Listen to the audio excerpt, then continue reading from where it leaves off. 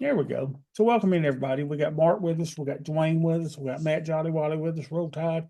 We got the Edster in the house and Rick. Oh, one other thing we need to look at. Let's look at our financial juice. Let's see what the headlines are. We only had one economic number out today, and it was at 10 o'clock.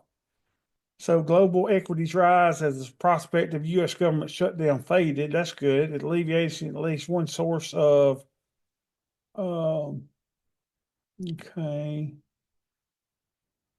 Sentiment falls to the lowest since November 22nd, and long run inflation expectations hit a 32-year high.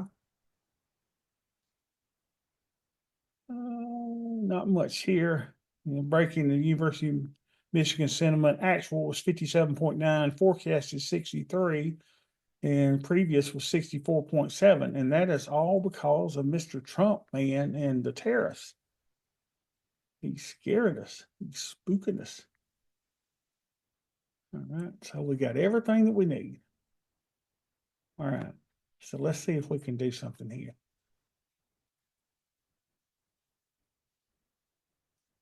We got buy signals, and price is just kind of chilling.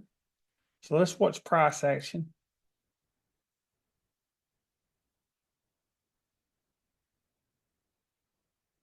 AD is flat. We're not getting much movement. The VIX is at 22, and so we don't see as much volatility as we did the other day when we were at VIX 29, and this thing was really moving. So we are getting a little pop here off of the 21 period moving average, exponential moving average. Let's see if we can pop right up here. What's that plus sign do? Add alert, sale, stop. I got to figure out how to do orders here. I think now that I've got my Trade-Evate hooked up, I think that we've got a nice little, it should show my buy orders here and sell orders. Now remember, it's much easier for me to sell than to buy. So it looks like to me that we've got a little bit of a supply and a little bit of support and resistance right here, doesn't it? See this? I get it straight. Get it straight. Something like that.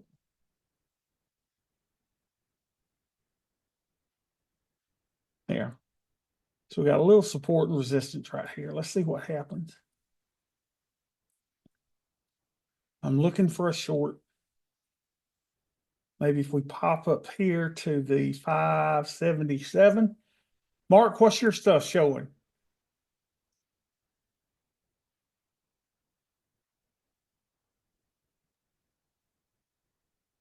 It's pretty flat, Professor. Yeah, Can you hear me? Yeah, I hear you good. I did one trade in the opening 45 minutes and made 150 bucks on Oh, one good. contract of the Qs. Good. Excellent. Where'd my dumb go? I missed my little chance to get in here. Let's see. Come on back up there to that 580.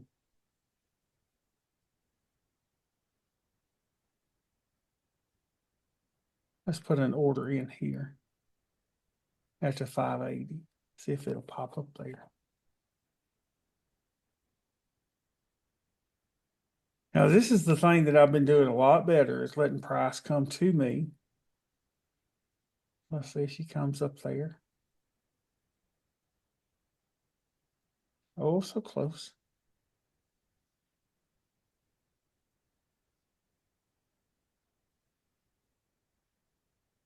I'm on low price. Pop up there again. And you're probably thinking, Bobby, you should go long. We're above all of this. We're popping out on it and popping out.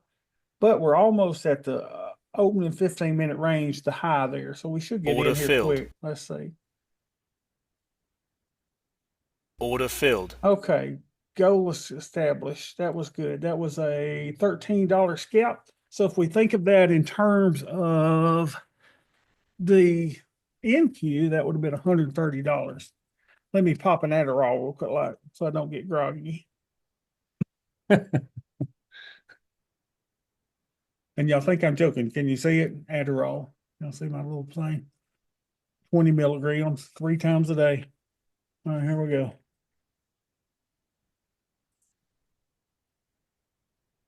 Mark, you said you needed it yesterday. Professor, I got to have some sort of heart medication when I'm watching with you. Yeah, this is crazy stuff, isn't it? Yeah, and except for the opening 45 minutes, this is kind of a weird trading range on my charts. Let's see if we can get another pop to the 580.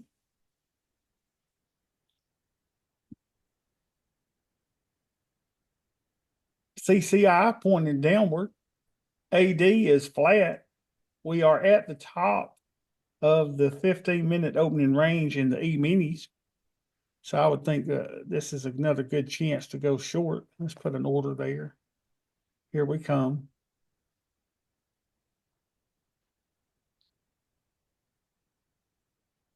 What about this, Mark? We're doing it with real money today. Yep, I did it for 2 days. That's another reason I need meds. Yeah, it is. It's nerve-wracking. Yeah, my first trade, I was down about $110 before it reversed and went in my favor.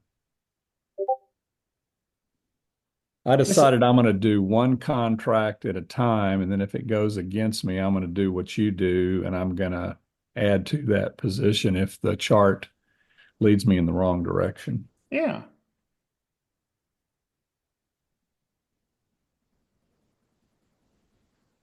All right, we're at our little support and resistance line we drew there.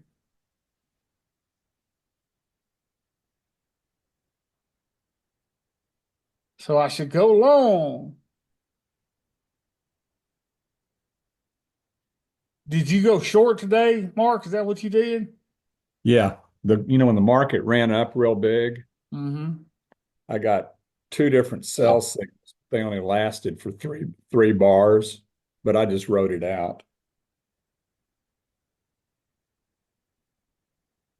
Now on my chart, I'm watching the Qs, and it looks like on the 1 minute, the Qs may be setting up to go down a little bit.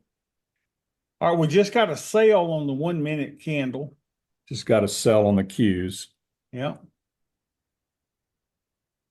So I should have stayed in that trade a lot longer a while ago, but I'm a scalper, so we're just taking short little scalps. And here price falls. Let me take my order off.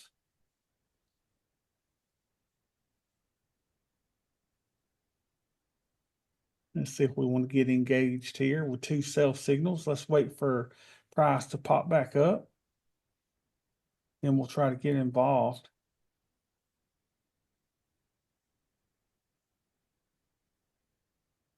Here we go.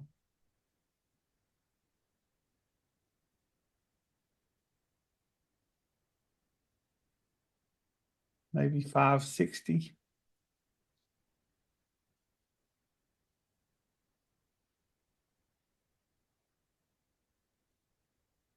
You'll give me a chance. Come on, price, pop back up.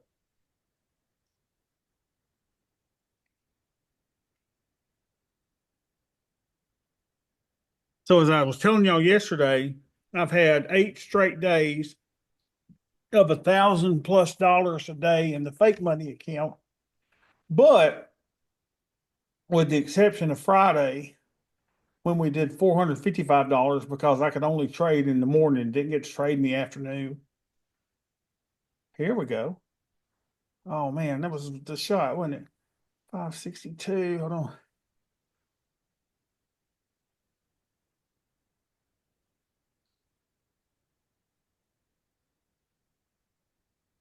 Come on. Hit me. Order filled. And we're in.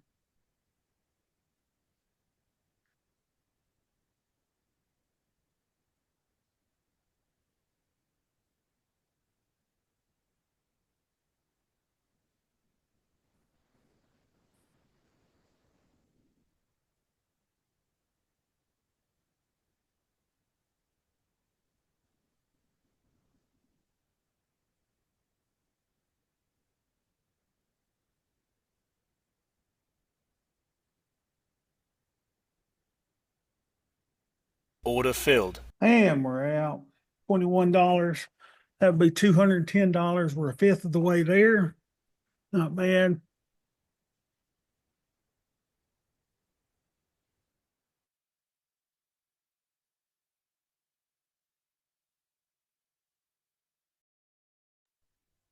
My microphone working? Hold on. Check 1 2, check 1 2. Okay, make sure I bent my microphone cord. That ain't good. Now make sure it's working. Y'all hear me good?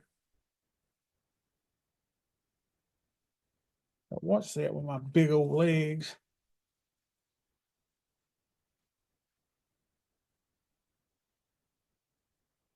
Look at this.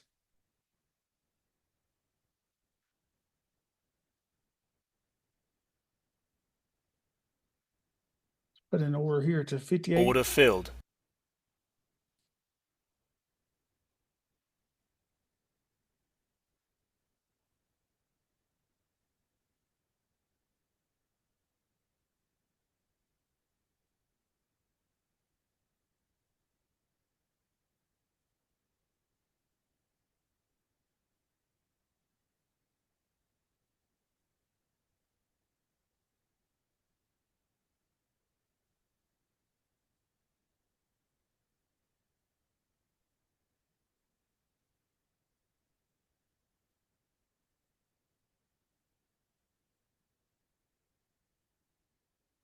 No, I don't like it now.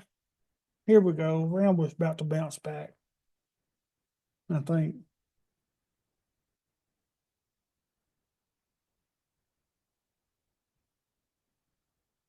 AD up slightly. Here's a push.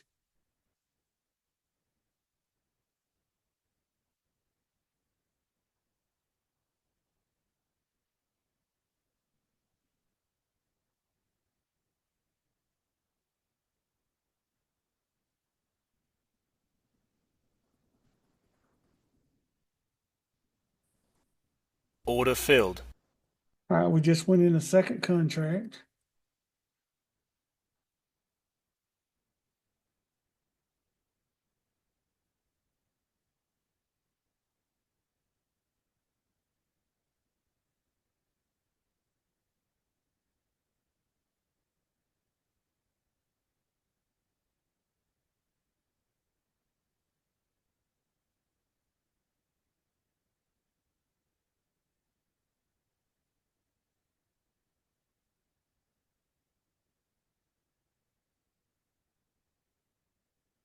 Thank you, Matt.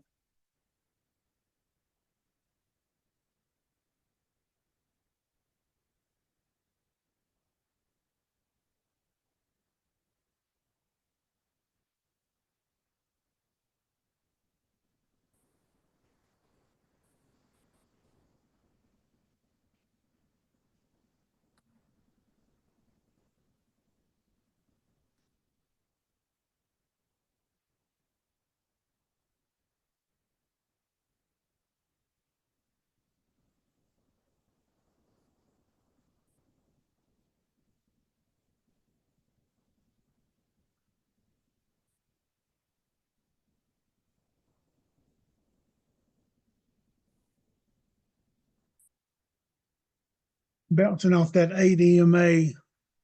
Come on down, baby. Just let me get out.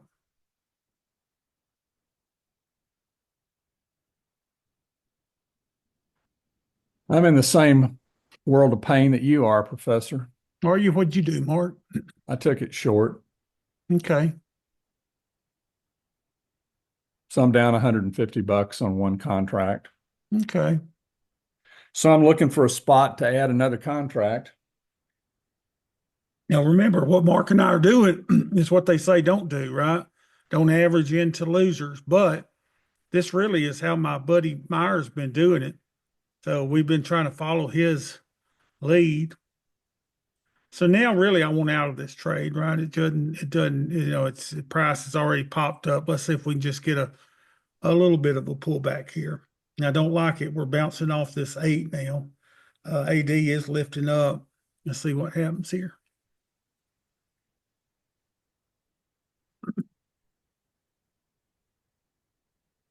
It's about to make a new high for the day if it hadn't already.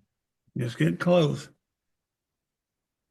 Now, on my 5-minute chart, it's showing that it's way, way overbought.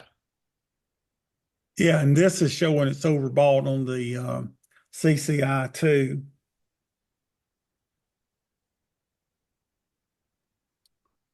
I think we'll be fine. We just need to get out. We don't need to let a loss just kill us for the day. We need to see if we can get a little drop here.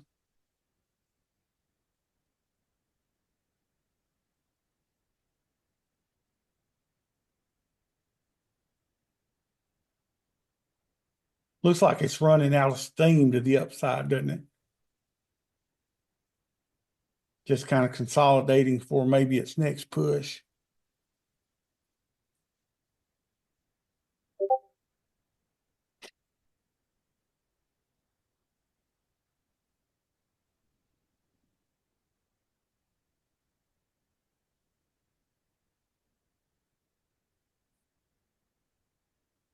The House of Pain.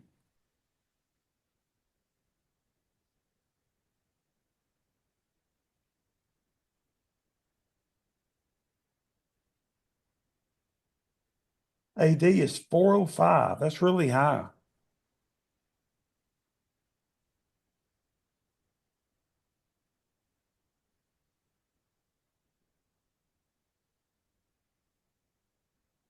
Now, please remember, I've got 2 contracts, y'all.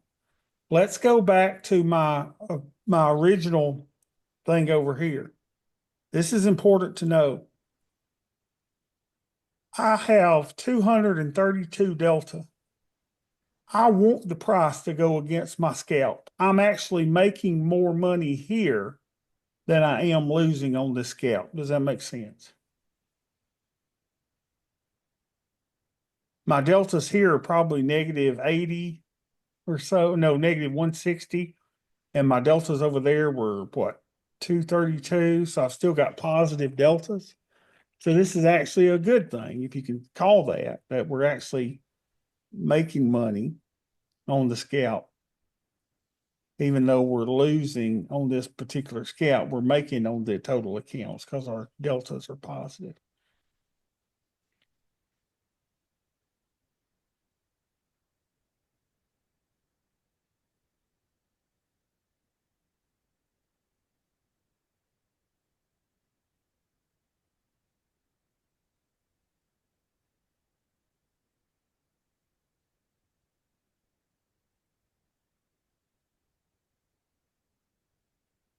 Mark, I should have took the 3rd contract when we got back up here. Yeah, I'm waiting for a signal on my 1. I'm afraid it's only going to go down 2 or 3 bars and then turn around and go up again. Yeah, you may be right. Let's see, AD's kind of drifting higher.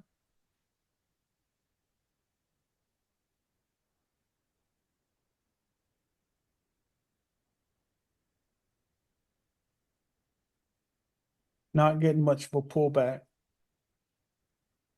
No, not right now. Way overbought on the 1.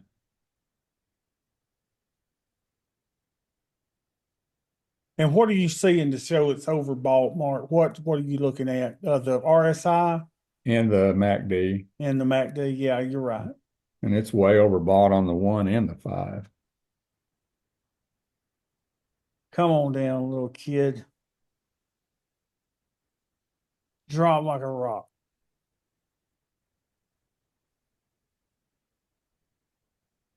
We need to break this 21 EMA. Looks like it's been holding of late. Let's drop that.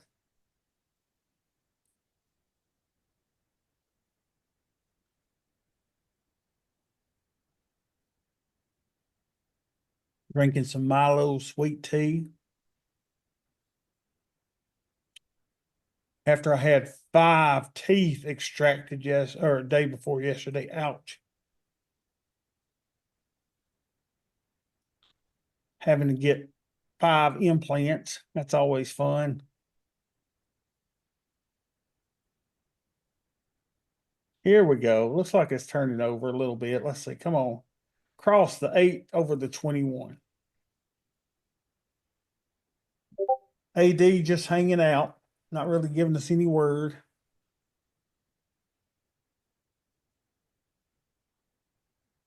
Yeah, and my 1 minute, it's really going through 5 bars right now of consolidation. Yeah, it is, isn't it? 1, 2, 3, 4, 5. I see that. And probably getting ready for its next push. AD is really strong with 401. It's almost like I should have looked at that number before going short, but that's fine. We'll get in here.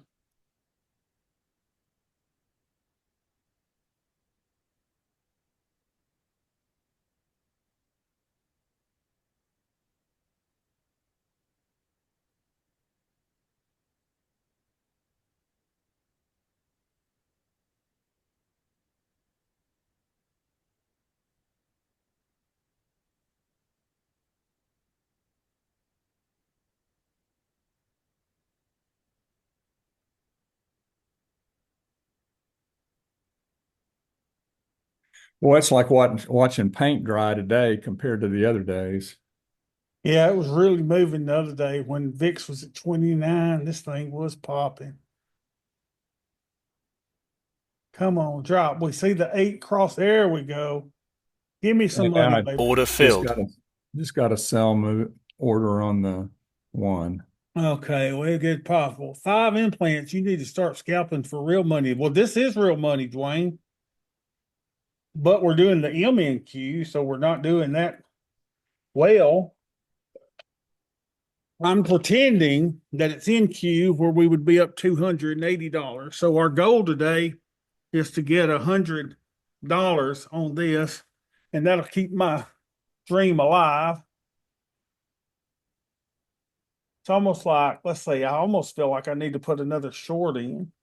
I just like shorting. Let's see what we can do here. It's trying to roll over on the 5, but I don't know if it will. I got a sell signal mark on the 1 minute. Yeah, but I don't like it because it's just there's no volatility. Yeah.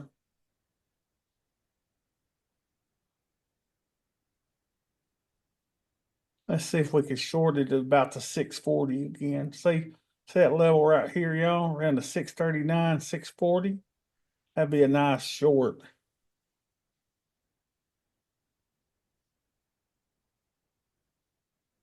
It definitely seems to be resistance on your chart. Yeah.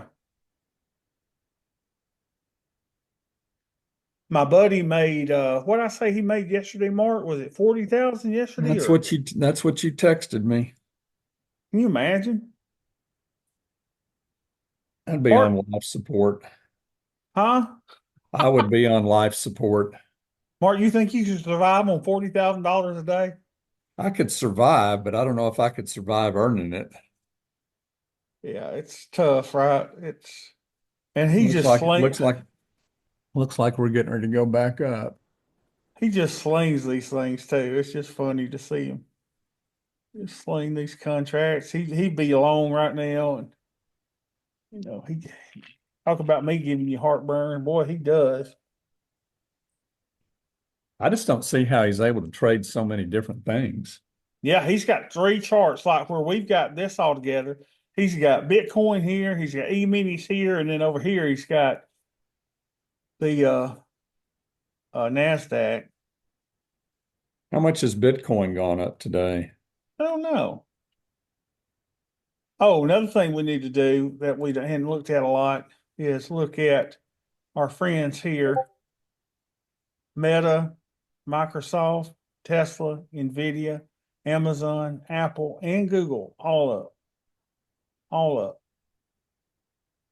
The Magnificent Seven are all up. Bitcoin's up 3%. Oh, wow.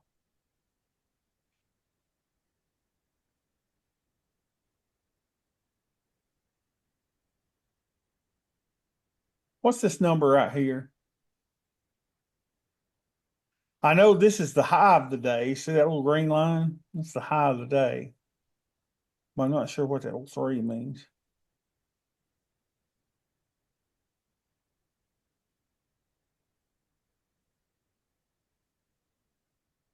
Time to go long, Mark. You know, my 1 minute chart's giving me a little bit of relief. Are you out of your trade yet? No, I'm down $100. Okay.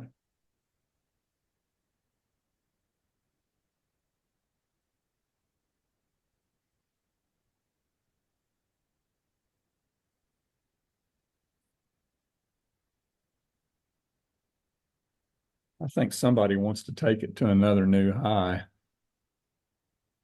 Maybe. AD's just chilling.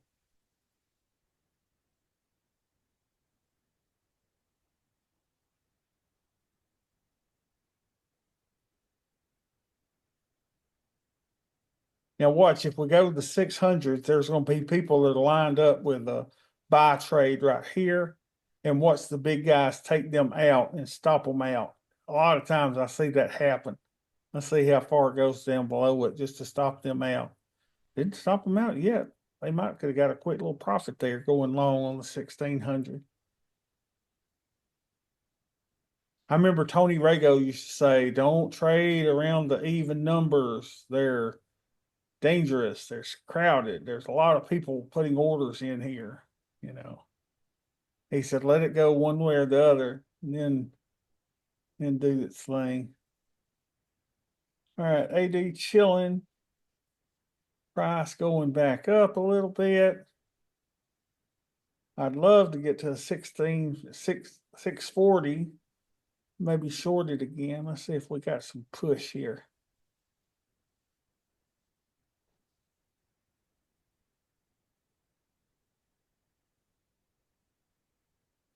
We're about a third of the way through.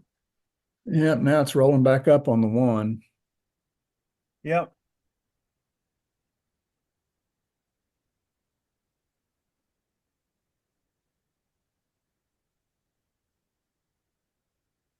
Come on, little feller. Pop on up. And where is it you want to take it short? 640. 640. Seems like a good resistance area.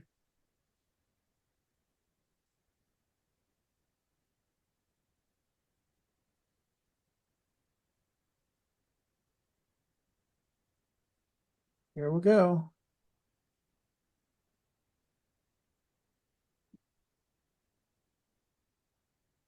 AD is now 411.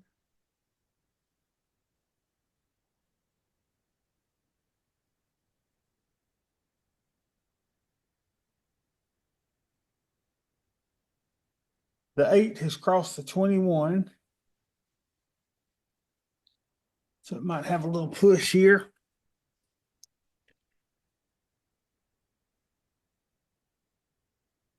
Let's go ahead and put us an order in here. Let's see. Let's see how it approaches it.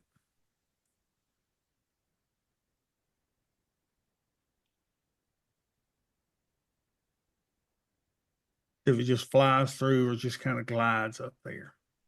We would rather glide up there slowly. Up, just got a buy signal on the 1. Uh-oh. Yep, I see that.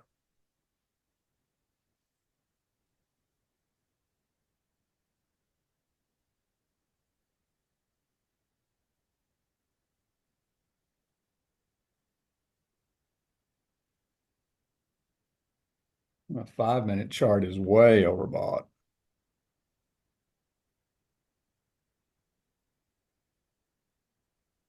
Come on, price, push. Push about another 10 points. And then we'll short you. AD gliding higher.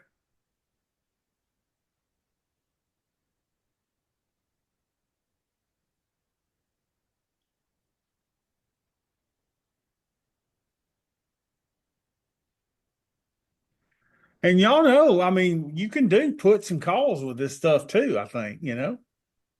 That's what I'm doing. Yeah, we can do that. Do a 90 delta, usually 0 DTE, and it tracks pretty close to the price of the security. So did you do it in what, SPY today? The QQQs, QQQ, okay. but I only had, when I made that first trade, I only had $600 at risk. Uh-huh.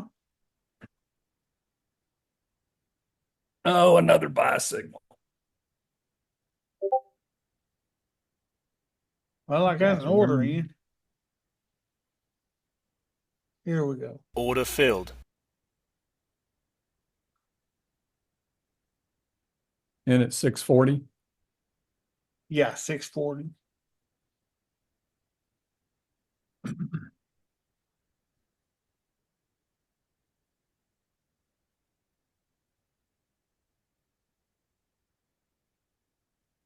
Order filled. There we go. All right, we're about halfway there, $40.50. So think about it. If we were on the NQ, that'd be $400.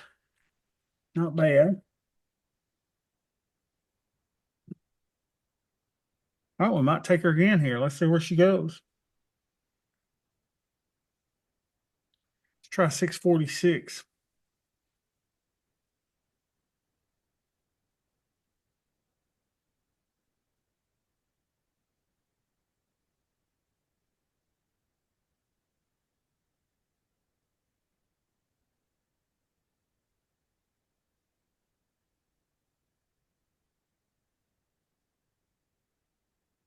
Here we go. Order filled. Order filled. All right, now we're right at halfway. I was hoping to have 50 on that to be totally halfway, but that's fine. We may take her again here. Let's see.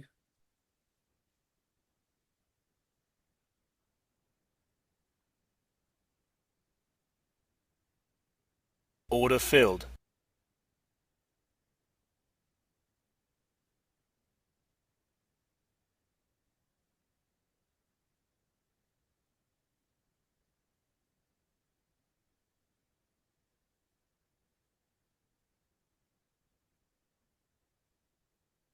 Order filled. There we go, $59. So we're right at $600 in the NQ if we were doing that. So far, so good. Let's let her do another push. This seems to be a good area. We went to 46. Let's see where the high is. Let's go to that 54 again. See if she wants to keep pushing higher. We may get in at 56. Let's put an order at 56.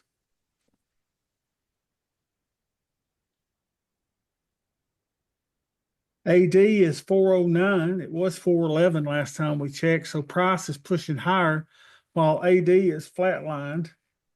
I mean, AD is still high, but it's not justifying the higher price that we're seeing here. Let's take that off. Let's see. Let's just follow price. It's purely price action. 48.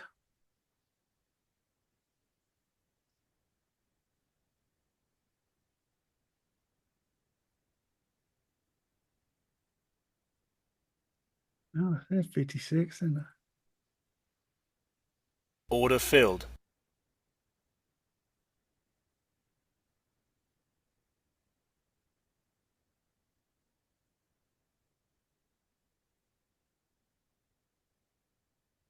Order filled. all right, we'll pretend $670. We're in a good little place right now. We just let her keep making her little highs, and then we just short them when they get there. ES has now made a high of the day, while AD has not. Oh, we almost got filled on that. Look at that. Almost got filled. That's a 58.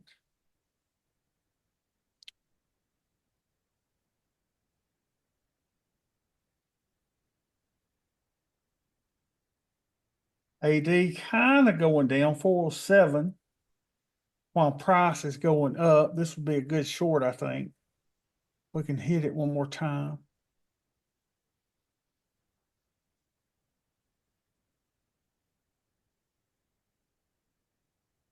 Order filled.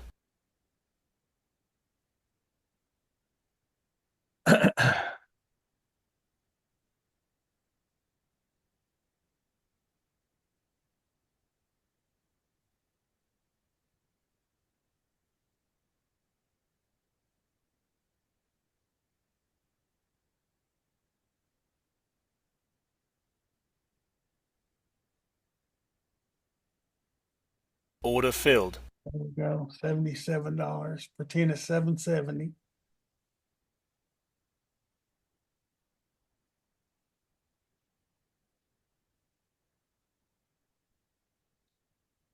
As an old retired man, I'd be happy with $500 a week, though, Mark. Yep. Wouldn't want to mess up your Social Security. It'd make up my house payment. Yes, sir.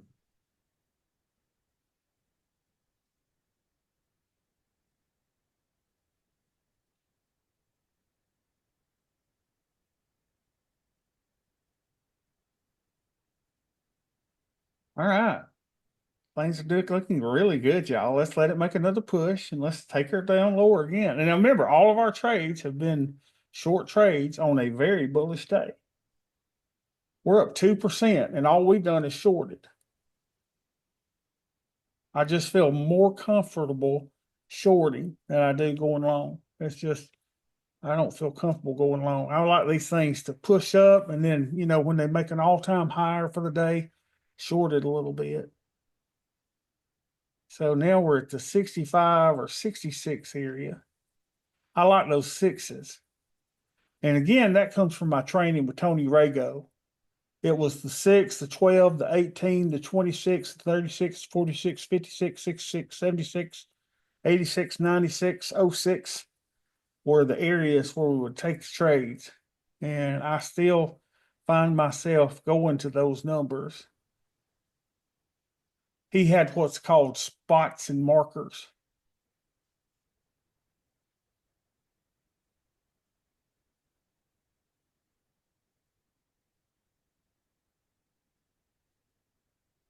Speaking of sixes, ESs have made the high of the day at 56.26. AD has not made a high of the day. That's why I think this is a little overdone up here. Love to get a short at about the 666 of all numbers. Maybe I do 665.75.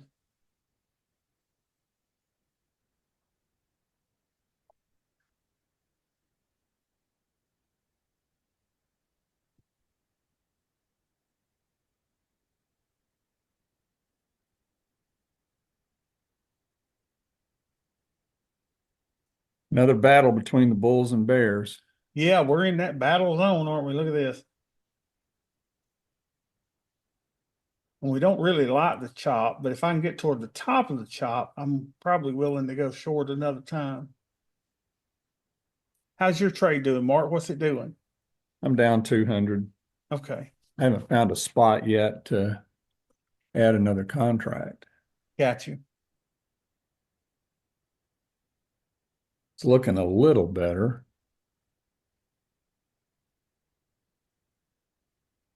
Got a self signal in the 1 minute. Yep, just popped up.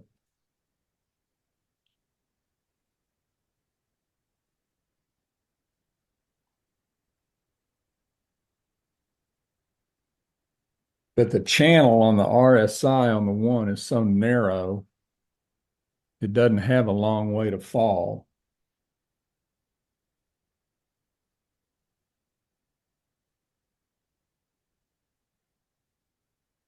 Let me see if there's another auto support resistance.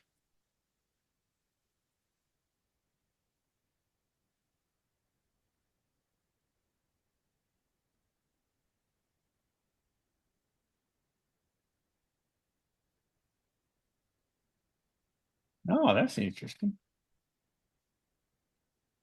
What does that look like?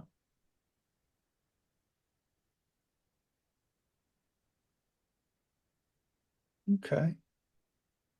I can get jiggy with that one.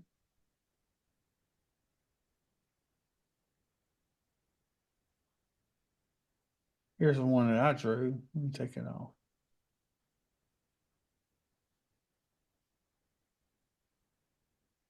So it drew this, and it drew this. Okay. I can go with that. Give me a little something to work with.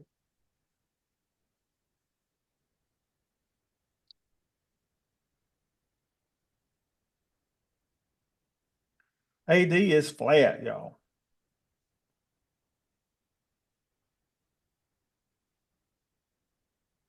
It's so funny. We're all like little kids looking at all these little charts and lines and graphs, and it's so funny. And none of it means anything really. But we're like ascribing something to them, and other people are ascribing things to them as well, which kind of makes it fun, doesn't it?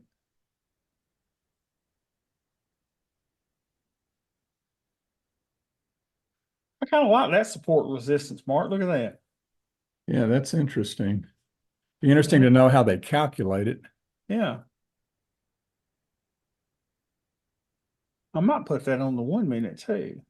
I've got a VWAP on mine. I don't think it's part of the standard Bravo original, Yeah. but we're above the VWAP on my chart. Yep, we are on mine too. I've got VWAP on my Thinkorswim platform. Well, y'all, if we make $23, we'll be finished. And then when we, start putting more capital to this, we'll start going for the $1,000 a day. And I know we're going to have losing days, but I think we're on to something now. 8 days in a row. I mean, Mark, it's not me at all. I'm just saying, but apparently there's some skill in that, that we're having high 60% or greater of winning trades. So I think that means that there's some level of that this is working, what we're doing. Well, for me, the fascinating part is the way that you can make money short in an up market. Yeah, in an up market, right? Because we were at 1.6%, now we're at 2.08%, and everything we've done is shorted.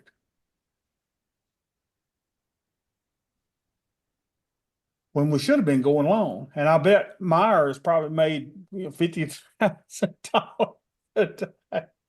He's going short long. He said, I just jump in.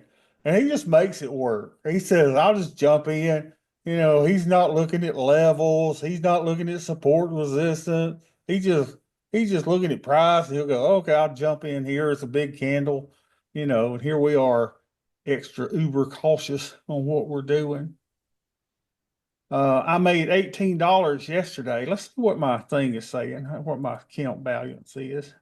I made like $20 one day. I started out with 2,500.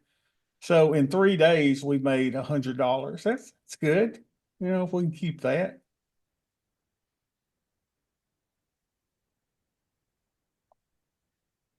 If I could, $100 a day, that would buy my family's food, for a day. That's a pretty good. That's the way we got to look at it.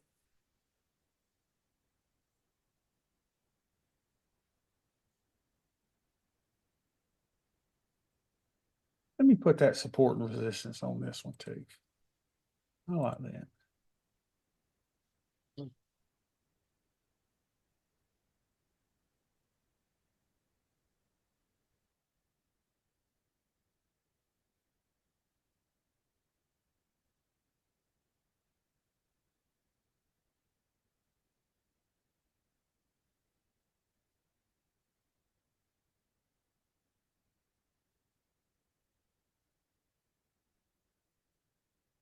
Boy, it's just grinding. Got another buy signal on the one. Oh, look here, we're coming back up, y'all, to our thing. Let's see. I wish that would go over a little bit so it would show me. Let's see, that's at the 665. And I just talked about sorting the 666, and it's just short right there. AD just made a high of the day.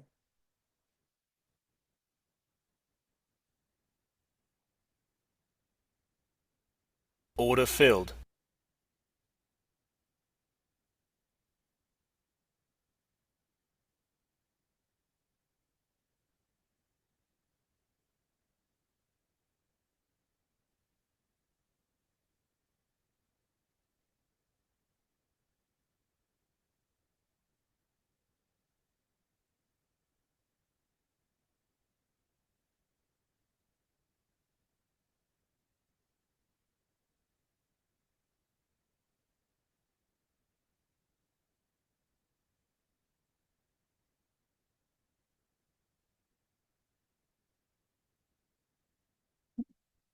Now I don't like the trade.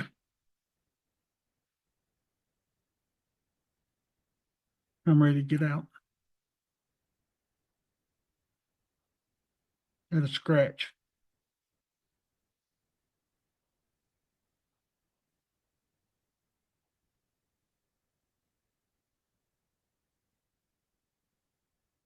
Order filled. I just want to scratch that. After it going against me so much, I was like, yeah, I just don't feel it. Need to let them play out a little bit more. $19 from our goal, y'all. Made $4 on that.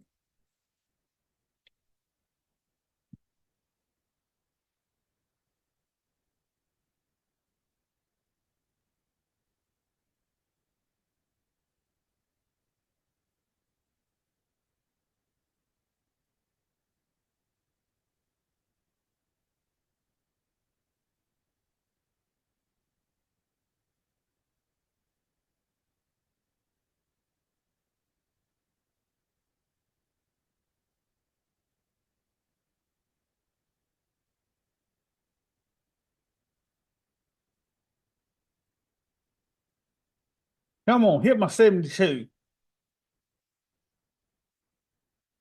Order filled.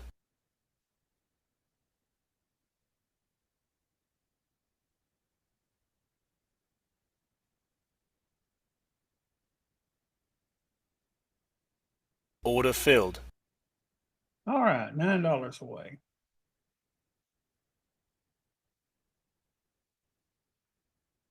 Is anybody else doing this with us, with me and Mark, Wayne, you, Notional Ed, Rick, y'all doing anything, or just kind of watching to get the feel of the land, or?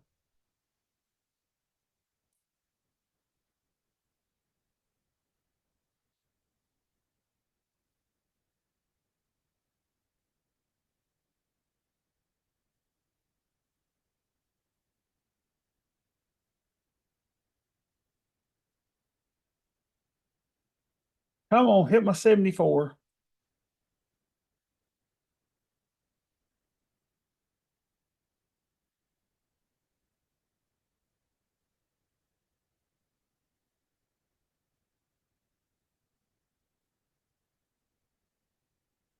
Let's see if she bounces off the 21 here.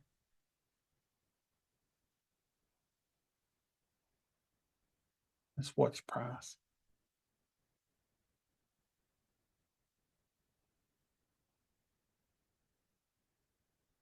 Here we go.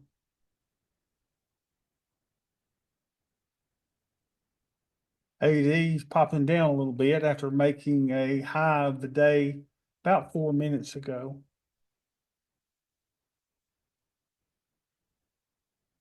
Probably still love to take that 74. Come on up.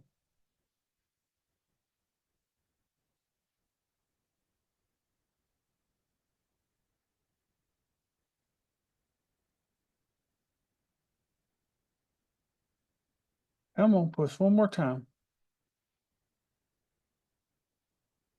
Push. Push, push, push.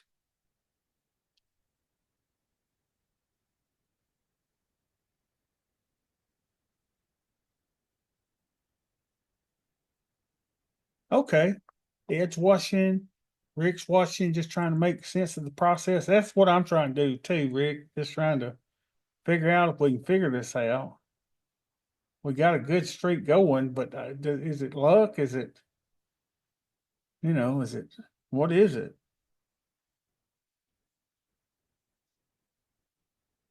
Now watch it bounce off that 21 EMA again.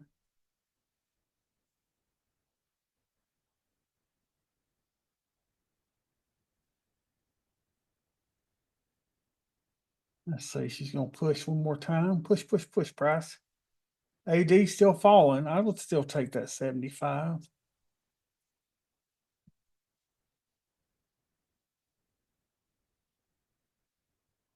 AD is going down the last three candles. That's last 6 minutes. And Price is just kind of flipping out and staying the same. Come on, Price, push up a little bit. And that's the biggest difference that I've made is not chasing Price, y'all. That seems to what has helped some. Come on. Order filled.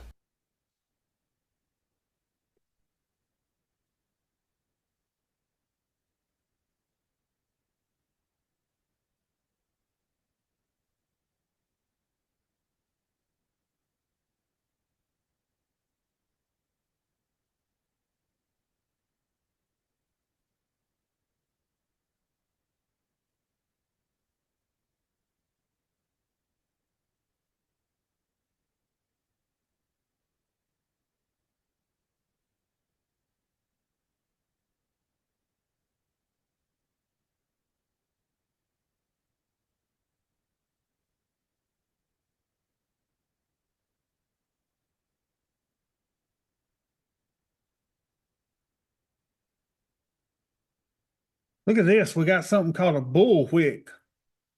Bullwhick. I don't know what put that in there, but that's interesting.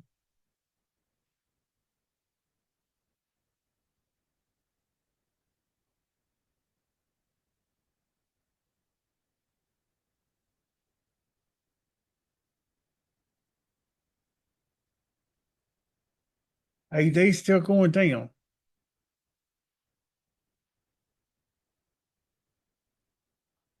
Price going up. Come on, ES, follow AD. That's the plan.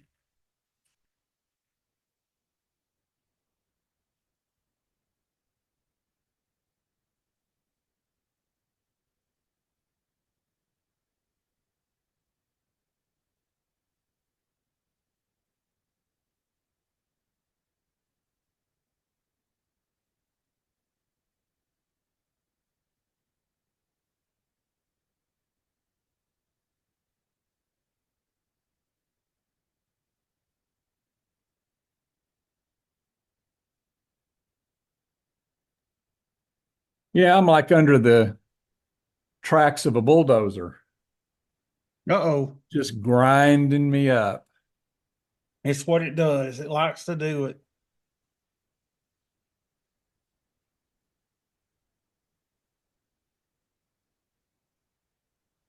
So to recapitulate what's necessary to get all this set up, you go through the process of doing the trade evade thing. You bought the cheaper commission deal. Yeah. But if you don't do that, if you pay the higher commissions, then you're paying them, is it like $10 a month for the data feed? Yeah, I think it's like $12 a month or something for the data feed. And then on the trading view side, if you're going to use their charts, then they're also charging about the same amount of money for their data feed. Wait a minute, say that last part again, Mark. Well, these two charts that you've got up Yeah. are trading view charts, but to do the futures, you've got to have the data feed for futures, which I don't have as a part of my plan. So you've got Okay, so here's the thing. If you connect them, I don't think I've connected them today because it should be showing my prices here. It should be showing where I get in and out. Let's see. Well, you told me earlier this week that you thought that if they were connected, that one data feed would work the other one, but then you said later on that day you weren't sure that was right. Yeah, look at this, Mark. See, now it's got where my orders were, my buy and sales. Okay. And if you have this connected, now here's the bad part, they nickel and dime you on everything. You have to pay $9 a month to Tradeovate to link your trading view to Tradeovate. Tradeovate. But So the here's the bottom, thing, and the thing is, if you then have them connected and you are subscribing to live data on Tradeovate, you don't need to buy live data on TradingView. but it ends up being the same money. Yeah. In other words, you're paying 12 plus 9, you're paying $22, $23 a month to Tradeovate, but you've got live futures data on TradingView. Yeah. Okay. Or you can buy the live data from TradingView. Yeah. Well, you can buy that. And you don't have to hook them up. I just thought it'd be interesting to see my, trades on here so I can go back and say, oh, yeah, here's where I shorted. Here's where I did this. Oh, that is pretty cool. Yeah.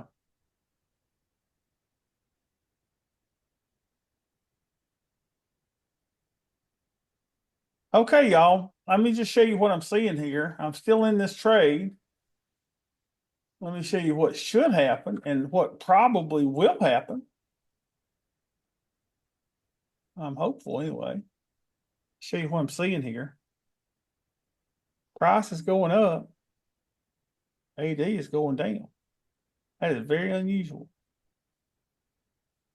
So NQ is following this, but this is not following AD. So I'm still hopeful that we get a down move in a second. So we'll see.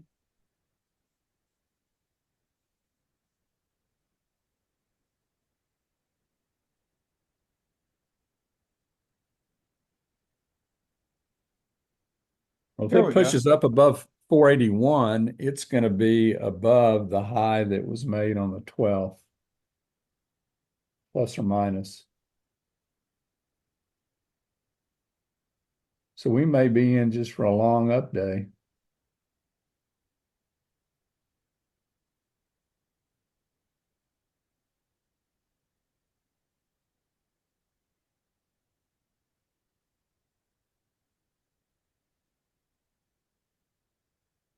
Order filled. $4 more, fellas.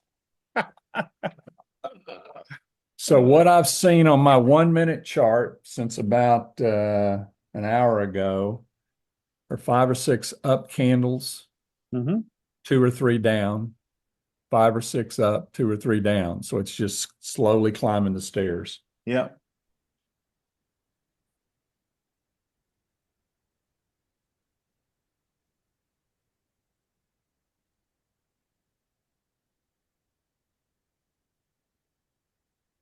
But you've done very well.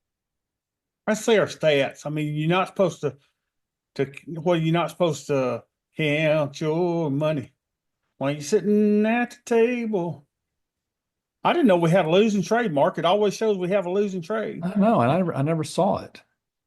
So apparently we lost 48.50. I think it's when I do that second contract and I close one of the things for a loss. I think that's what it does. So we've had 12 trades, 11 have been profitable. One losing trade, $48, which I think is that second contract. Our max drawdown was $51. Total fees and commissions, $15.60 on 12 trades. That ain't bad. So we've netted $80. That's fine. I'd like to get another 4 just to say I got the 100.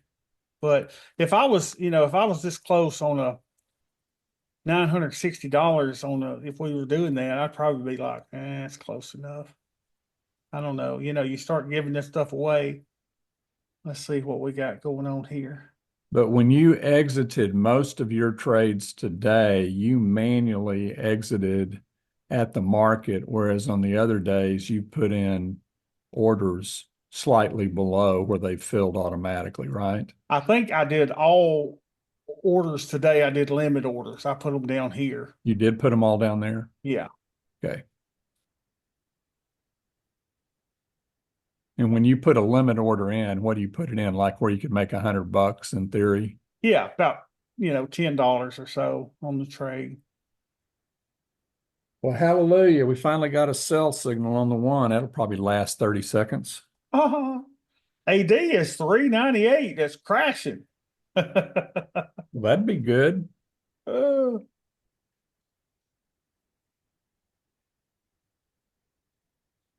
what I should do is put in 2 contracts to short it since I've got long deltas over here Yeah.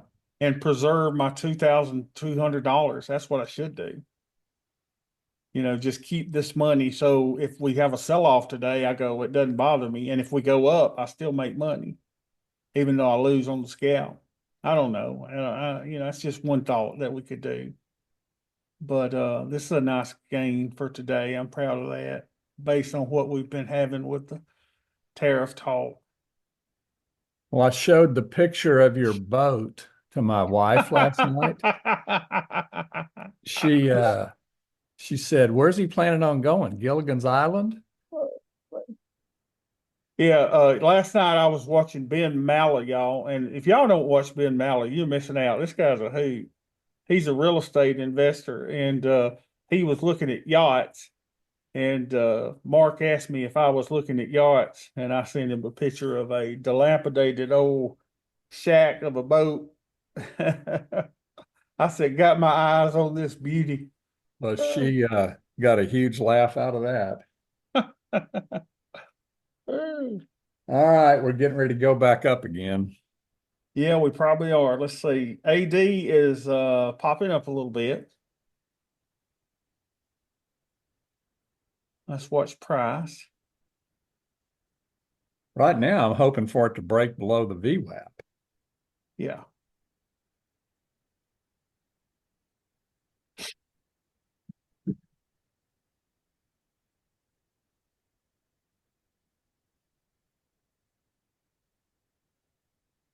I kind of like these indicators, though. I don't know. We'll keep them. And it gave us a bullish.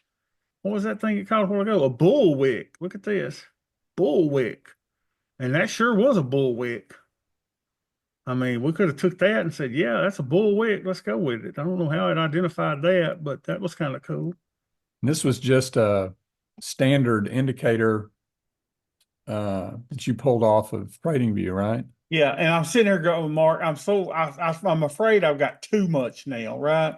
I just want to keep it simple and kind of watch price, but I don't know. These levels, the support and resistance levels kind of are helpful, I think.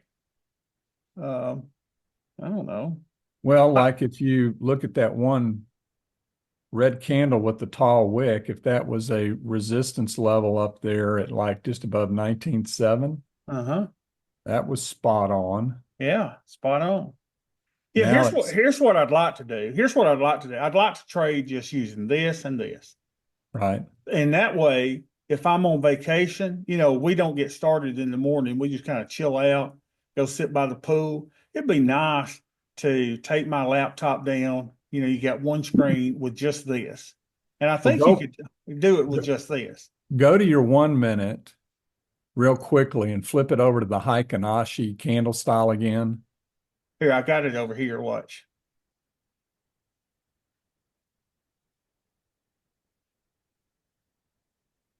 Yeah, see that. But I think because the way that the Heikin-Ashi averages things, that may not give you good entry points, but it sure makes it smooth. It does. It shows you trends, doesn't it? Yeah. And I love those little buy and sell signals, even though every time it said buy, we were still shorting. I kind of liked it though. And then if you're like shorting here, you go, good, we got a sell signal. You can hold on to it a little while. I just hate going long. Because I think, man, this thing's going to drop like a rock. Trump's going to say something about tariffs or whatever. Now, y'all, I'm gonna tell you something. If he pulls some of this stuff off, I'm gonna be like so elated. Like if he was able to eliminate income tax for $150,000 or less. Now, I don't know if that's a single. I don't know if that means 300,000 filing joint. I don't know what he, and sometimes he says things, and I'm not sure that he really has thought about what he says, but if he could do away with the income tax for most Americans, I mean, I would be all behind that. But I'm cautiously optimistic. If he could pull that off, I'm not certain that he can. What I think If he doesn't do that, Professor, I think what he has to find a way to do is flatten out the tax rate schedules in a way to where they're more fair to people who aren't wealthy. Yeah. And I think we've got to find a way to pay down the debt. If we don't start paying down the debt, my grandchildren are going to be living in tents. Yeah, and another thing that we need to do definitely is there don't need to be income limits on Social Security taxes. These people that are making millions of dollars a year need to pay the Social Security tax on all their earnings, not just up to $100-something thousand.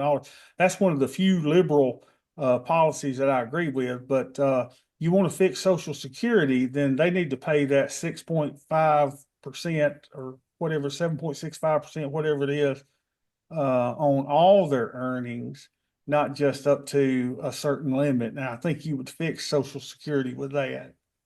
Well, I think a better plan would be if he wants to do something about taxation, he should not make Social Security benefits taxable. That is true. I helped my housekeeper who worked 40 years as an attendant at the local county jail.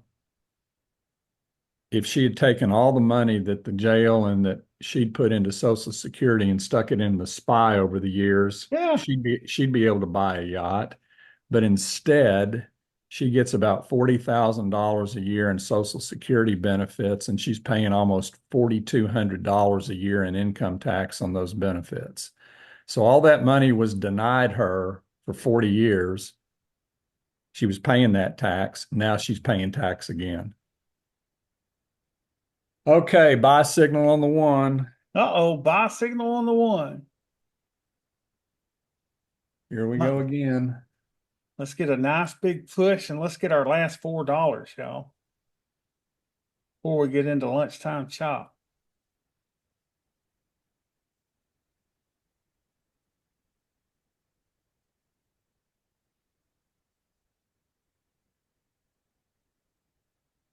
Let's see, maybe that 19,680 looks nice. See if we can pop up to there. AD is raising its head. It could be one of those situations. Remember, Mark, yesterday I got into a situation, y'all, when Mark and I were trading together, and I was down $4,000 in the paper account, and then I added a second contract, and it got me out of it. The day's going to come when I do that, and it's going to go to 6,000 down, and then you got to make a decision: are you going to put more, throw more money in the hole? And I think that's what happened to Meyer the day he lost $100,000. He just kept averaging in. So the day's going to come when it's going to hurt you. You got to figure out. And what it was is it was a down trend day, and I don't think he identified it as a trend day. What we've got today appears to be a range day.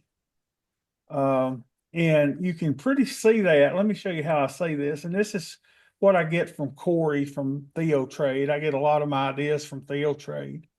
And so what it is you look at the day structure, and 80%, remember, are going to be range days, and 20% are going to be now this is the opening candle. Let's say these are 30-minute candles. So he would probably classify this as trend day. What happens is there's a gap open. We see the gap open, right? We gap from here to here for the open. And then the gap does not fill within an hour. So Corey would probably say where I was saying this is a range day, he would probably say this is a trend day because we're actually going up. We didn't fill the gap. Most of the time, these gaps fill. This one did not. That was a range. That was a trend day. All right. And then you get a range day, no gap. All right. Then you get a gap and no fill. Looks like it's starting to set up as a trend day. I think I read it wrong. And we've been making money. Okay, so looks like we're getting ready to do a short. Look at this. A price is about equal to its high here, and AD is not making a new high as it did here. Look at this. It was falling behind. Look, AD was going down and price was going up. And then remember I said I stayed in that trade because I expected price to then follow AD, which it did. So very cool how And that works. that advanced decline signal is not available on TradingView, is it? Not that I know of. Now, do you have it, Mark? Have I shared this with you? No, we talked about it. You said you're pulling that from Thinkorswim? Thinkorswim, right? Uh-huh. I mean, I'm like you, Professor. I try to keep things simple. I can barely manage the charts that I got. If I have to add more, I'll be all thumbs. Yeah, that's right. That's okay. But I do But think that has proven to be a leading indicator. Do you what I have everybody in your Discord group on an email list? no, I don't. I need to, but I can send a message out to everybody there. What I'd like. I was just going to suggest that maybe you share that report that I get from my advisor. Oh, yeah, that would be interesting. You know what I do with it, Mark? It's very long. It's a great report, but what I do is I'll copy it and I'll paste it into Claude and I'll say summarize. Yeah. And it does a great job of giving me the bullet points of the high points of it, which is really nice. I love it though. I love you sending me that. Yeah, you're right. I need to start providing that for folks if you don't mind. I don't care. I mean, I think the thing about it is that week by week, when he does one, probably 75% of it's repetitive, Yeah. but his benchmark points have proven to be true. If you'll remember in there, he said that he thought that on the SPY, he said 470 was a really important breaking point. Yeah. And I think maybe, I don't know if we're back up above it now, but boy, for that 5 or 7 days, it was a big deal because it got all the way down to 455, I think. Yeah. So we're right at like 563 or so on the E-mini. So probably close to the 570 on SPY. And he has interesting comments on Bitcoin. He's had a level on Bitcoin of 73,000, and he believes in part that Bitcoin is pretty much a good leading indicator for the market. And Meyer says that Bitcoin and NASDAQ really track each other very similarly. Well, I think the theory behind the Bitcoin thing is that because it is a more volatile, risky investment instrument, that people have a tendency to start bailing on it before they get out of the more solid securities. Yeah. And I didn't ever pay any much attention to Bitcoin, but I'm starting to watch it now to kind of get a feel for that. Well, I've been watching a lot. What Meyer does is he made $40,000 yesterday. So he may take $5,000 of his profit and he buys Bitcoin. He's very bullish on Bitcoin for the long term. And so then what he does is he does the Sweet Bobby hedge. He buys those every day with his profits. So it's kind of cool. He's buying these 12 and 20 hedges, and then he trades a couple of 111s, and then he buys Bitcoin. It's just kind of cool to see him do all that. And he also will scalp gold. He'll scalp oil. He'll scalp natural gas. It's kind of cool to see him do all that. I can barely handle this one asset. I don't know how he does it. It's like he's a conductor of a symphony, and he's conducting so many things at once. This is all I can do, y'all. I have not got to a point where I can go, hey, look, let's, he'll have in all three of them, he'll have a trade on. And it's really great to see. Okay, we got a little thing here, y'all. Look at this. We may get a chance here. Let me see what AD's doing. It's not making higher highs. So let's see if we can get in at the 692. Where did we go to? May not come back up there. I was too busy talking. Let's see if we can. Look at that. See what I did? I put a sell limit there. Look there, y'all. And it's got the order right here on. That's kind of cool. So we got an order just above that. And I think I can move it from there too. I think I could drag that thing down. And that's because your two platforms interface with each other, right? Yes. And keep in mind, I did pay the $1,400 to Tradeovate for a lifetime license, and that gets you their lowest commission rate. I think it's 9 cents on the micros, and that also gets you, but you do have to pay the clearing and exchange fees and everything. So that's why the fees are still high, but it's so much better than tastytrade. Oh man, that would have been a good one to get in right there. Look, we could have got in right here where it drew that resistance, y'all. Look at that. That would have been a great entrance. We've been done for the day. Oh well, cancel order. Yeah. How about that? That's really cool. And we could go long down here at the 657. If I'm brave, we'll see. I just love this though. I never thought I'd love this again. Like I say, I would be so happy before when we did this and I would make 6,000 in a day, and then I'd lose 3,000 the next day. And it kind of took a toll on me, but I think I don't want to get greedy like I used to. I don't want to say I'm going to go for 6,000 a day. I think if I could just do 1,000 a day, or in the smaller account, do 100 a day, I think I'd be more than happy. I bet your favorite old black and white TV show's Maverick. I did love that show. I did love that show. I'll tell you my favorite black and white show, and that was My Three Sons. I loved that show when I was a kid. That was a good one. You know, Fred McMurray's career is interesting because back in the film noir days, he always played a bad guy. I can't imagine him playing a bad guy. Yeah, he was My so Three nice. Sons, he was such a good dad. Y'all remember Uncle Charlie? That was a good show. It was a great show. Well, Professor, it's noon your time. I'm going to hang mine up. This has been great as usual. Yeah, it's been good. I think I'm gonna hang on here for a little while longer and see if I can get 4 points. You know, I feel confident you will. I just don't want to give it all back.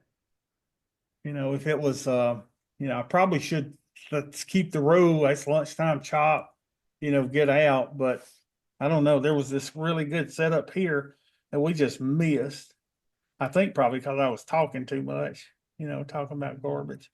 But I really like this. It would be fun, y'all. I don't know what y'all think, but it'd be fun to do this in the mornings together and, see if we can keep this streak going.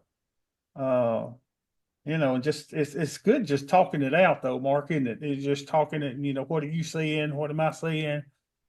And trying to figure it out what we're doing. Yeah, it's trying to give a sell order on the one. I've got a sell order on the one now. I've got one of those indicators that jumps a little quicker than yours. And then I've got yours as well. So I've got a sell signal on the one. Now what's this? We're coming in at this 648. Let's see if we bounced a little bit prematurely before that. Oh, look at this. It drew another resistance line right there. Let's see if we can get back up to that, and then I may put a short in. Mark, this has been a lot of fun, though. I appreciate you doing this with us. This has been great. I enjoyed. I always learn something, Professor. I hope you have a great weekend, and I would get extra life preservers if you buy that boat. That thing is going to be taking on water, no doubt. All right. See you later. Bye-bye. Mark, take care. Oh, Matt Jollywally's coming back in.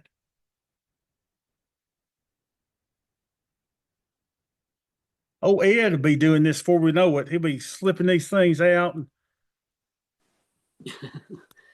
Hey, Bobby. hey, Ed, how you doing? Good. I'm just watching. It's a lesson in learning. I'm glad to see you doing the actual MNQ, the small contract for real Yeah. money. Yeah. It's even small money is still money, and it's different than the paper. So I think it's probably I think it's a good transition. I was gonna really ask you at some point, like, what's your plan to get away from the paper? I didn't know if you intended to jump from paper to like the NQ itself, which I thought would be kind of a bold step, but you never know. Well, I wanted to, Ed, see if my feelings were different trading real money, even though it's in the micros, than it is me trading the NQ. And I can tell you it's exactly the same. So I have that exact same cautiousness or level of cautiousness. And I don't have that. You saw me get down what, $50 or $60 before, and not let it Yeah. get to me, and I certainly didn't want to lose $60. But Ed, what Meyer has convinced me of, he says you can't do this with one contract. You've got to start with one contract and wait till it goes significantly against you, and then add the second contract. And it seems like it just allows price to, you're moving your break even up significantly when that happens. And so far so good. But now the day's going to come where I'm going to add that second or third or fourth contract, and price is still going to keep going against me, and it's really going to cause a house plane. So I no doubt I'm going to have some losing days. I just got to make sure that I don't let them take out, a month of gains. Well, and that's always the day trade problem. Yeah. I mean, I think there are people that don't make money day trading, period. And then there are people that make money day trading, and they make money and make money and make money. They make money 15 days in a row, and on the 16th day, they give back 20 days worth of profit. Right. And that is a stinger. And so I appreciate the one contract, small, you're trading, quote, small. So you had a second contract, you're still kind of, quote, trading small. But even two contracts can deliver a body blow. I just think there's got to be some kind of ultimate stop placed. Like when you do the first one, maybe you want to edge in if you're down, whatever, 10 points, 15 points. But then maybe stop out when you're down 40 points on the first one and X number of points on the second, just to stop the thing from, even two MNQs could deliver a multi-$100 loss on a bad day. Yeah, it could. Well, you know what Tony Rago does at Theo Trade is like he will enter two contracts, always two contracts. And then after 4 points of gain, he takes one contract off and then sets the stop back at break even so he can't lose money. And that's a really cool thing, to start off with two contracts. And then he has what is called a disaster stop if it goes 15 points against him, which would be $60 in the MNQ. If he loses $60, he closes it as a stop. Now, the way Meyer's been teaching me, he doesn't put in stops. And I feel okay on that as long as I'm going short. But if I'm going long, me not having a stop in there just feels really, really exposed. I just don't want this thing to drop like a rock, because we have seen this thing drop like a rock. Yeah. I just don't want to. Well, and I've seen the paper trading, your paper, you've been down like $2,000 paper trading, which is 200 on an MNQ, which is not insignificant. And then, you claw your way back and you don't, blah, blah, blah, which is fine. I mean, it's all part of the learning journey. Yeah. Just the watching that I've done over the last few weeks, I think you're on a pretty good track, except for this, whatever you just called it, like fail-safe stop thing. I think when you click if you could set your thing up, I mean, to me, my only comment would be, my only observation, like when you go short, have a buy stop 40 points above the market, or 50 points, or 60, just that brackets, like don't have a target on it, You know, if you want to scalp and make your 4 points and get out or whatever it is, fine, do it. But Yeah, have and that.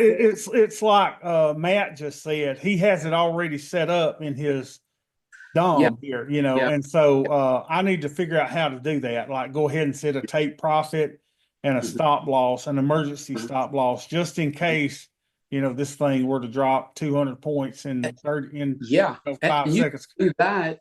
Um, that that's great. I mean, like if you want to put an 8 point target and a 60 point stop, and just click the button, you can always drag and drop the order after it's there. But and in today's current, we'll call it dynamic, Yeah. where we're going to have tariffs, we're not going to have tariffs, we're going to burp, we're not going to burp. Like you could click the button and then you don't know, and then boom, here comes the tweet and the market. Like look at this morning, if you see that big spike down, the market fell 50 points on that Michigan consumer sentiment number. Now it recovered immediately, but if you were long into that thing, it was a gigantic blow through that might have blown through a stop.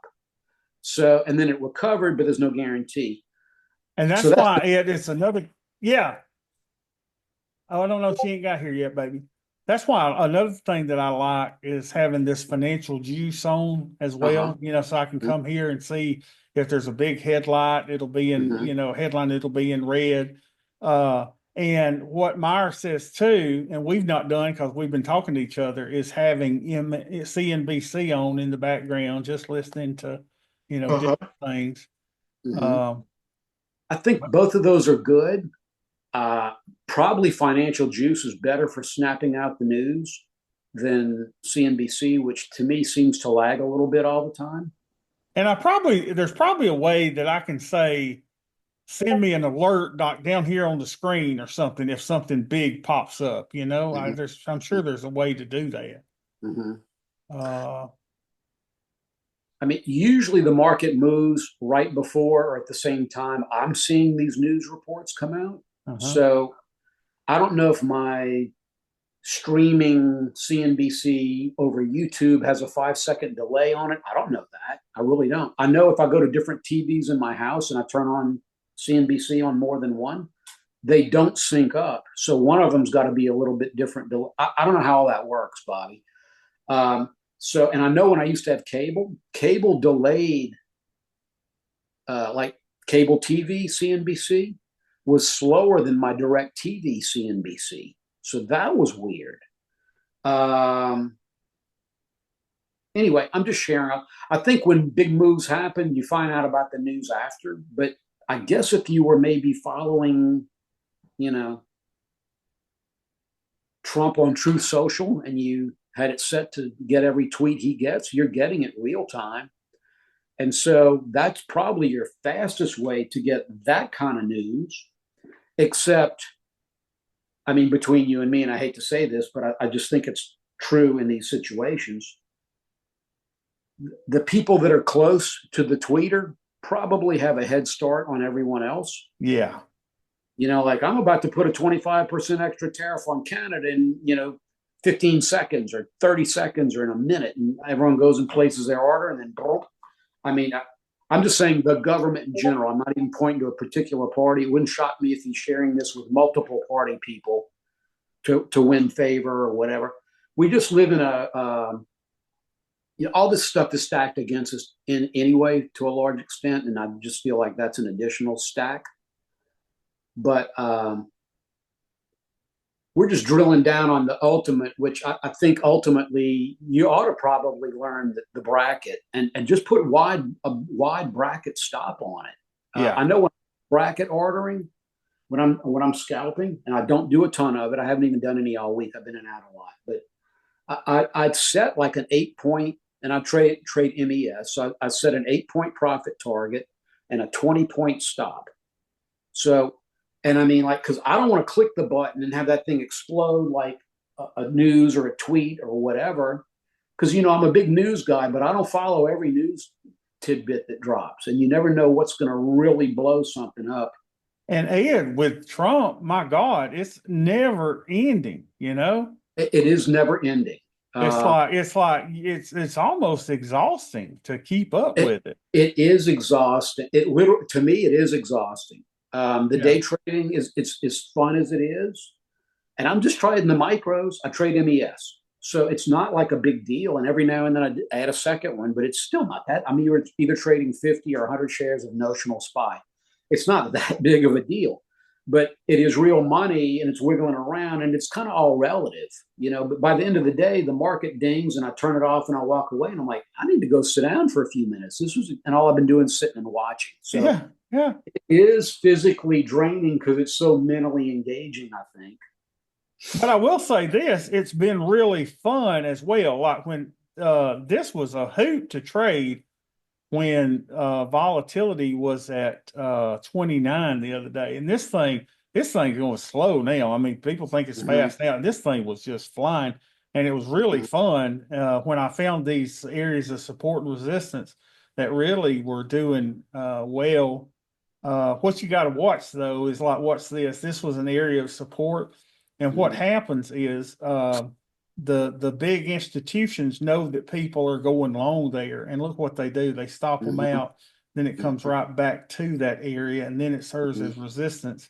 And then, this thing in a little bit is just going to pop right back through there. I just pretty much figure it is. But it's been interesting just to watch price action. Remember it, I was wanting to get away from watching the screens and doing this, but I got to tell you, over the last month or so that I've been doing this, it's been a lot of fun just watching the charts. I've lost a lot of money in the paper account, but over the last 8 or 9 days, I've really made it back, which has been it's been a challenge, but it's been really good. And I think you see what I've been doing. I just let price come to me at a level and then I act on it and, don't let it go too far against me. And then I may add a second contract if it really goes against me. But I think that's the thing. And when I was losing, like right now, I would sit there and go, oh, I think it's going to go short. And then I would go short right here. I think being cautious and just letting it rise up to these levels has really helped. Even though on a 15-second chart, people would say, did this resistance and support really work? It actually does, I think. I think people watch these. I think the algos are operating at every level. Yeah. And so I think 15 minutes is probably the high time frame for some traders. Like they may look at the day chart and they may look at the hourly chart, but they're using the 15-minute chart while they scout the 1 minute chart or the 15-second tick chart or whatever, like I know your sub-minute charts here. So it's funny, Matt Jolly Wally just brought up, he said, there Ed goes bringing up notional value. Well, that's what Ed does. That's how Ed got his name, right? Yep. Someone gave me that silly name. So what can I say? Notional Ed. Who gave you that name? Do you remember? Yeah. Your Bitman guy, Mark Hamworth, I think is his name.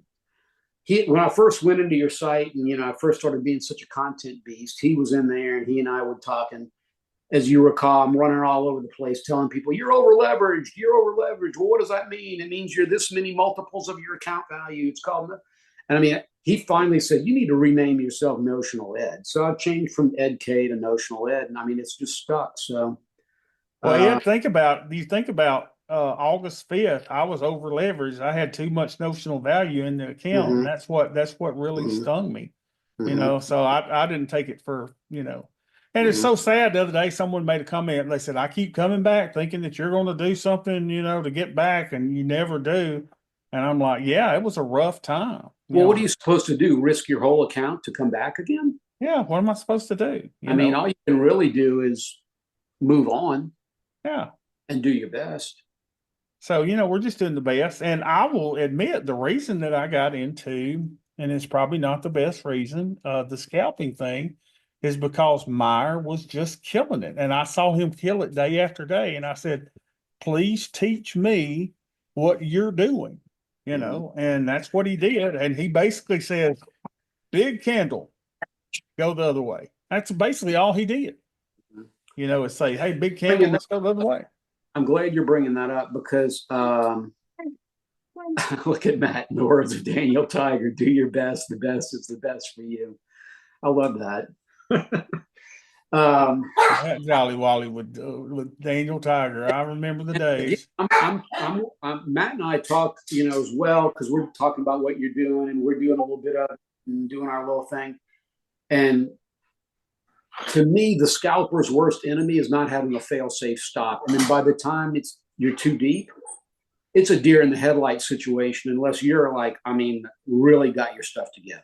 So Yeah, and I think what I'll do, it's a great thing that you're saying, Ed. And I think what I'll do is over the weekend try to figure out I'll watch some YouTube videos on how to get this set up. Like Bobby, click on that. See where it says exit at market. exit at market. Yeah. What's that? What's that drop down box? Exit at market, reverse and cancel all, cancel offers, cancel bids. I think Go up. I think this thing is where it's at. What's this? There you go. Click on that Yeah. ticks. Ticks, What is that? delta Money price, value. dollar value. So you say, okay, so what we're going to do is we're going to go Well, take you want to name profit, it. stop loss. Yeah. So we'd say what, Bobby's Scalping. bracket or something. There you go. Scalping. Yeah. So we'll go Bobby's bracket, Bobby scalping, whatever. Let's see. Let's try to figure it up here. Bobby scalping. Okay, so we got it there. So we're going to take profit and stop loss only, take profit only. So take profit is going to be, okay, now what is this? If it's dollar value, does that mean it's $1.50? I guess that's what that means. So I'm going to take profit at $10. Let's try to put an order in and see what it does. And a stop loss, what do you say, Ed, about 20? that's what I was doing on NEF. That'd be $40. Yeah. Or let's do 30. That'd be $60. As long as whatever the number is you're comfortable with and you don't change it. Like that's this whole day trade. I've done this thing quite a few times, and we're our own worst enemy. And to me, the biggest thing is not having a stop at the entry, like with a bracket. A middle stop is only worth so much. And then if a trader is actually good enough to put the hard stop in, not pulling or adjusting that stop upward. Like if you're profitable and you want to drag it from 20 to flat, I love that. Or even a small profit, or drag it to 10 and keep trailing that stop. I'm fine with that. But if you're down 38 points and your stop's at 40, to click that, oops, no, I think it's turning here. Let me not no, because that's going to lead to 15 great days and one debacle. Yeah. And that is so discouraging. And when you have the debacle, it not only takes away your profit, it takes away the profit that you've used to cover all of the commissions that you generated. So, let's look at it. Let's go way up here so we don't have a chance of getting. Let's just Bobby, see what just do it in paper. You're up $96. Just switch to paper. Okay, let's do that. Yeah, Matt's great with these kind of practical suggestions. He should not be ignored. Yeah, we will not ignore Matt, that's for sure. All right, so let's go into this. Yeah, when it comes to playing with all these buttons and getting in, getting out, the worst thing you can do is try to figure it out on the fly. All right, so let's go in Q and let's just say that we're going to go short Now here. you might need to make sure the settings might not have stayed. So you might want to go to the bottom, turn that on. Oh, that's right. Let's see. So you'll need to set up a new one for paper trading. So just go ahead and set up a there you go. Name it same thing. Paper trading, Bobby's bracket. And then that way you can figure out, is it ticks or is it dollars? Yeah, let's do that. Let's go dollar. And we're going to go take profit at $10, which is $100 on the regular thing. Oh, let's do this as 100 because I'm going to trade. And let's do. No, aren't you scalping for like $10 or $12? Yeah, but I was going to do this one on NQ. So let's show that to $300. Let's see what it looks like. And then And then you can also do a trailing stop. yeah, which would be good. How do you do that though? You click on that stop, and there should be a trail stop limit, auto break even, auto trail. There you go. Click on that auto break even and auto trail. Profit trigger is going to be $80. There you go. Now we're cooking with peanut oil. Now let's see what's this plus right here? I have no idea. I'm clicking around with you. Okay, I've let's never click seen around this it. before. So All right, let's see. Let's just go ahead and buy on. market. Order filled. Okay, so let's see. We got order filled.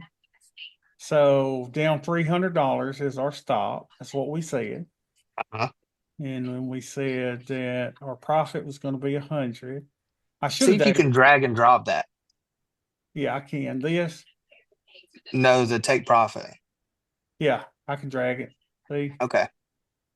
And then once you get it out there, like what Ed was saying, is there's your stop, and Yeah. drag it accordingly. Like, but you don't have to, oh well, where do I want to put this? Where do I want to do this or that or whatever?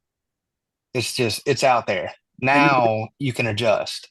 And then you have your brackets, and I can't quite see your screen. I got this on the iPad, but there should be exit all. Like if you want to do an exit market. Yeah, right here. Okay, and that should clear out your bracket order as well. And then, of course, when you do it, just make sure your bracket orders are cleared. But I usually enter with a market order with the brackets, and then I just exit. Unless the brackets hit, I just hit exit all, and it cancels. It closes the trade and exits everything, and it's flat again.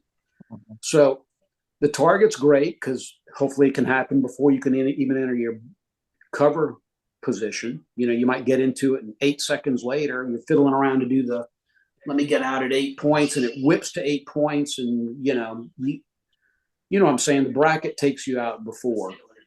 And that just totally protects you in the event of a calamity, World War III just started.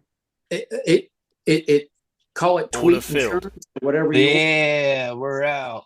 Look at there, y'all. Now, did it take the stop loss off too? It did. Yep. Mm-hmm. I think it's an OCO. Good.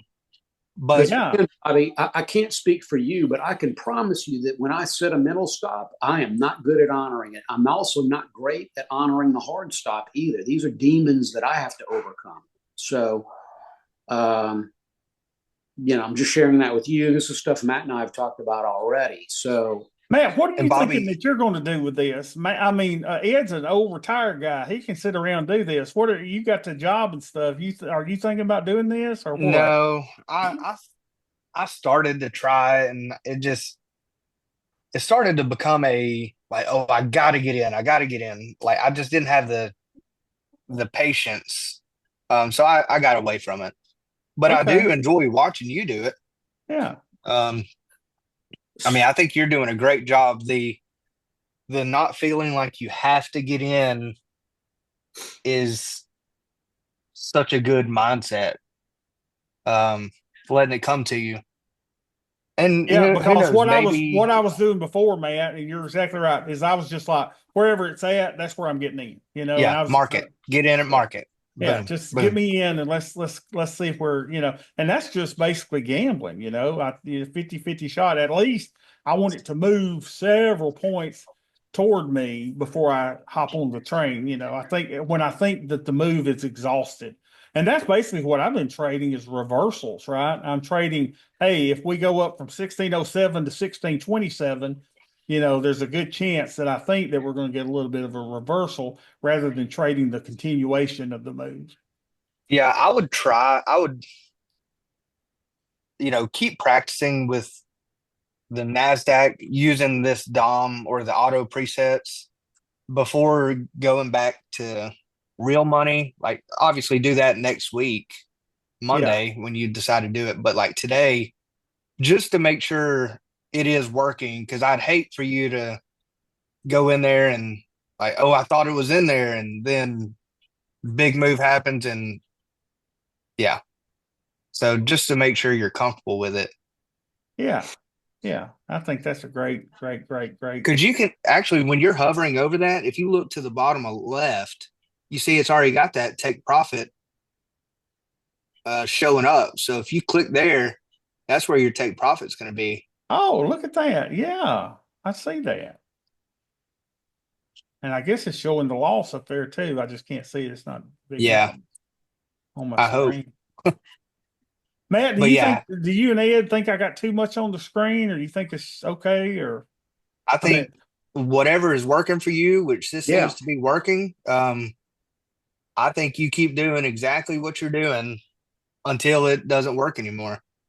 Yeah, I don't think you're over indicated. Now, I know you have a separate screen, and I think that's with your toss DOM, right? Your toss charts, your little intraday yep, thingies. man, I got the intraday thing, and then I've got this, which is kind of cool, showing the buy and sell on the 1 minute. And even though I've been getting all these buys, we've been shorting, so I don't really look at it. But it's kind of neat to see when sentiment changes, Mm-hmm.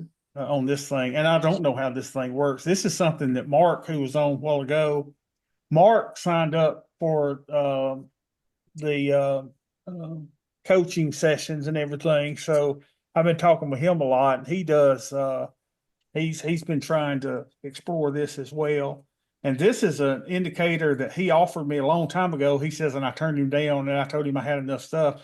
But this is really good. What I thought about doing on this thing too, Ed and Matt, is like doing something like this. Let's say that we're going to go on a weekly chart, right? And this thing is kind of cool. This might be a time when you buy a put, right? When this thing is saying sale, or buy, maybe buy a call or do some things like this on a weekly chart or a daily chart. So I thought that's kind of cool. But I like this thing. I just glance at it ever so often. Yeah, that's a tough one because I know the book says when you're scalping, you should know the higher levels. So look at your day chart and figure out where the 200 moving average is, the 50, recent support and resistance, the overnight high and low on a shorter term, blah, blah, blah. And I think that's relevant. I kind of think the overnight high and low is extremely Order relevant filled. on these scalps. Uh-huh. Because I've seen the level bang into those levels and either hold or resist there. So again, it's all algo. I think this is all algo driven. So, who knows? Ultimately, allegedly, the best traders don't use any indicators at all. They just look at the price action and sometimes volume, and that's it. So I don't know. I don't know how to go there, but I'm becoming more and more convinced that, particularly like for the super, because I'll try to catch little trends where I get in it and Stop like, filled. let me stay in this for minutes. Let me try to capture 20 micro points or something like that. Man, it's not easy. And when it goes 12 in your favor and like, well, let me try to, and then all of a sudden 15 seconds later, you're flat again. Yeah.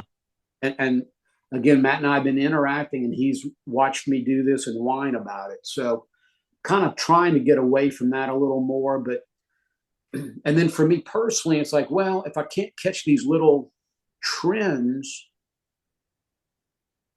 I've tried a couple of, instead of Order filled. shorting the credit spread, call credit spread or put credit spread. Uh-huh. I try to, like, if the market's bottoming and it's down 90 points, I might go buy a 50 point above the market SPX credit spread. Yeah. Buy the call credit spread. I did one earlier this week. I bought it for like 30 cents. All I can lose is the 30 cents because I'm long, which is $30 plus the dollar in commission on SPX. So it's a $31 loss. I'm not saying I want to lose $31 every day, but Order filled. when the market's at one extreme or the other and you want to catch a swing, I'm basically buying a $5 wide SPX spread for 30 cents. So my upside is $470 if I'm remotely right. And when you model it, the thing doesn't even have to rip all the way back. Just like it doesn't have to go to the price to stop you out. It doesn't have to go to the price to start generating a nice amount of profit. So it's kind of a scalp with a defined risk. And I'm kind Order of filled. how you doing here? Okay. So I don't know what the right answer is for each one of us, but it is fun to watch. It's definitely fun to watch. Order filled. Boy, this is a lot of fun. This is a lot of fun.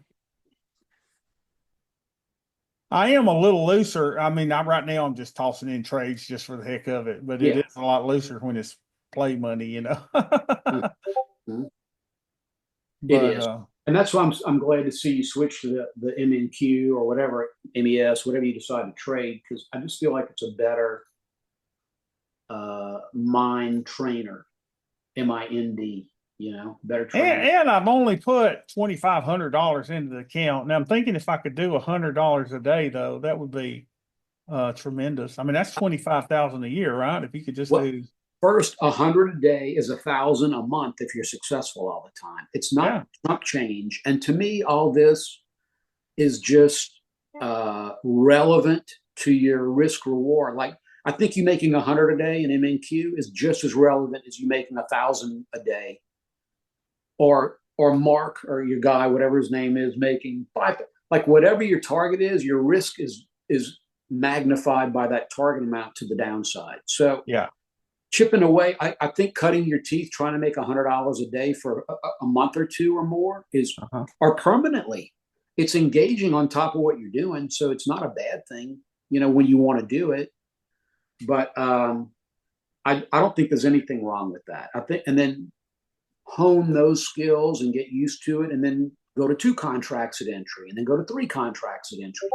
And then, at some point you'll grow up to be an NQ trader if you even ever decide you want to. But yeah, I wasn't sure your commission thing. So Matt was telling me that you bought the lifetime thing, so you just pay a little exchange fee every time. So you really don't have a commission holdback on you. You're not restrained by I'm paying $1 to get in or $2 to get in and out each way and all that business.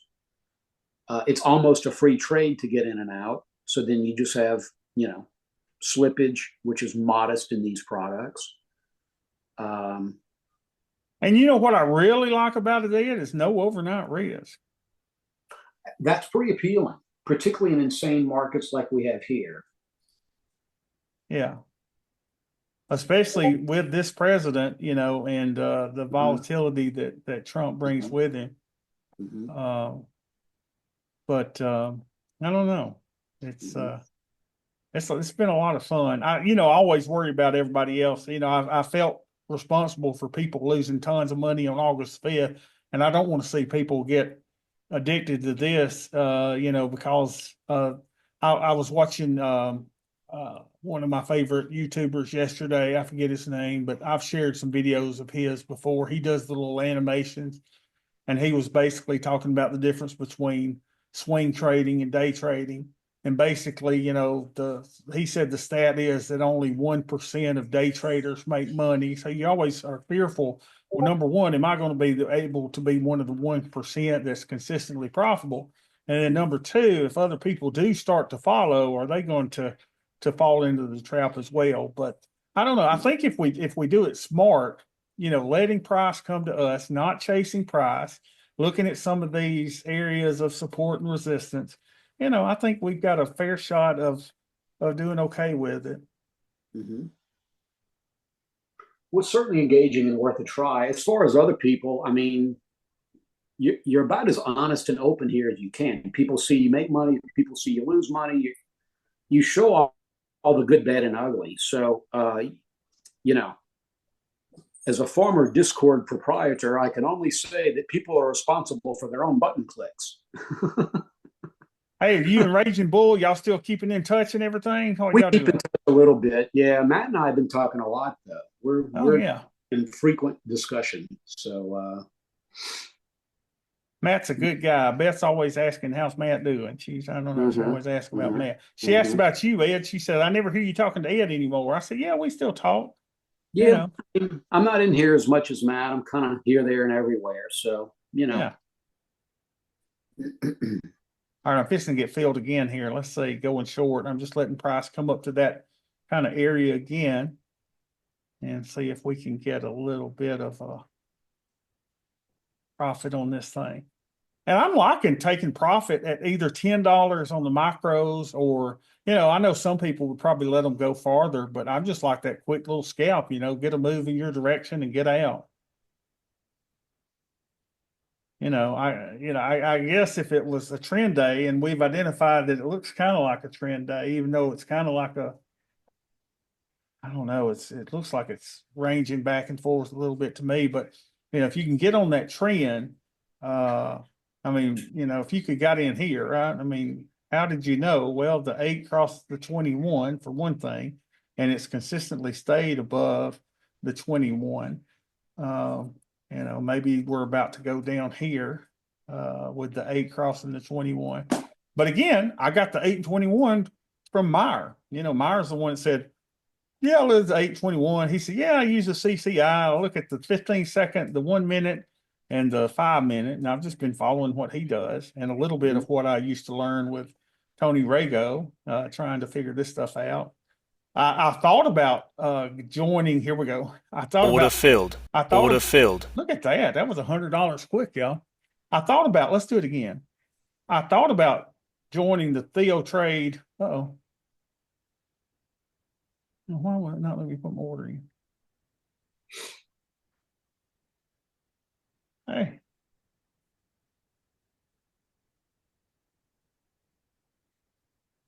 Let's see if I can get it over here. Plus. Matt, I just covered my Microsoft. What are you doing in Microsoft, Ed? I did a 37 DTE, 20% out of the money short put 3 days ago. Okay. I sold it for $1.09 and bought it back for 45 cents just now. Just one contract. It's engaging. It's something. But Matt and I were talking. He's like, you know what? And this was the day that I wanted. It was on the 11th. Things were getting obliterated. He's like, look at Tesla. I'm like, oh, I hate Tesla. And he's like, look at the 100 strike. You can get $1 for it. I'm like, and it's at 240. I'm like, all right. Can it go to 100? Order filled. So I did that. And when I did that, I'm like, well, let me look at order filled. I got in 3 other mags at the time for $1, $1.15, something like that.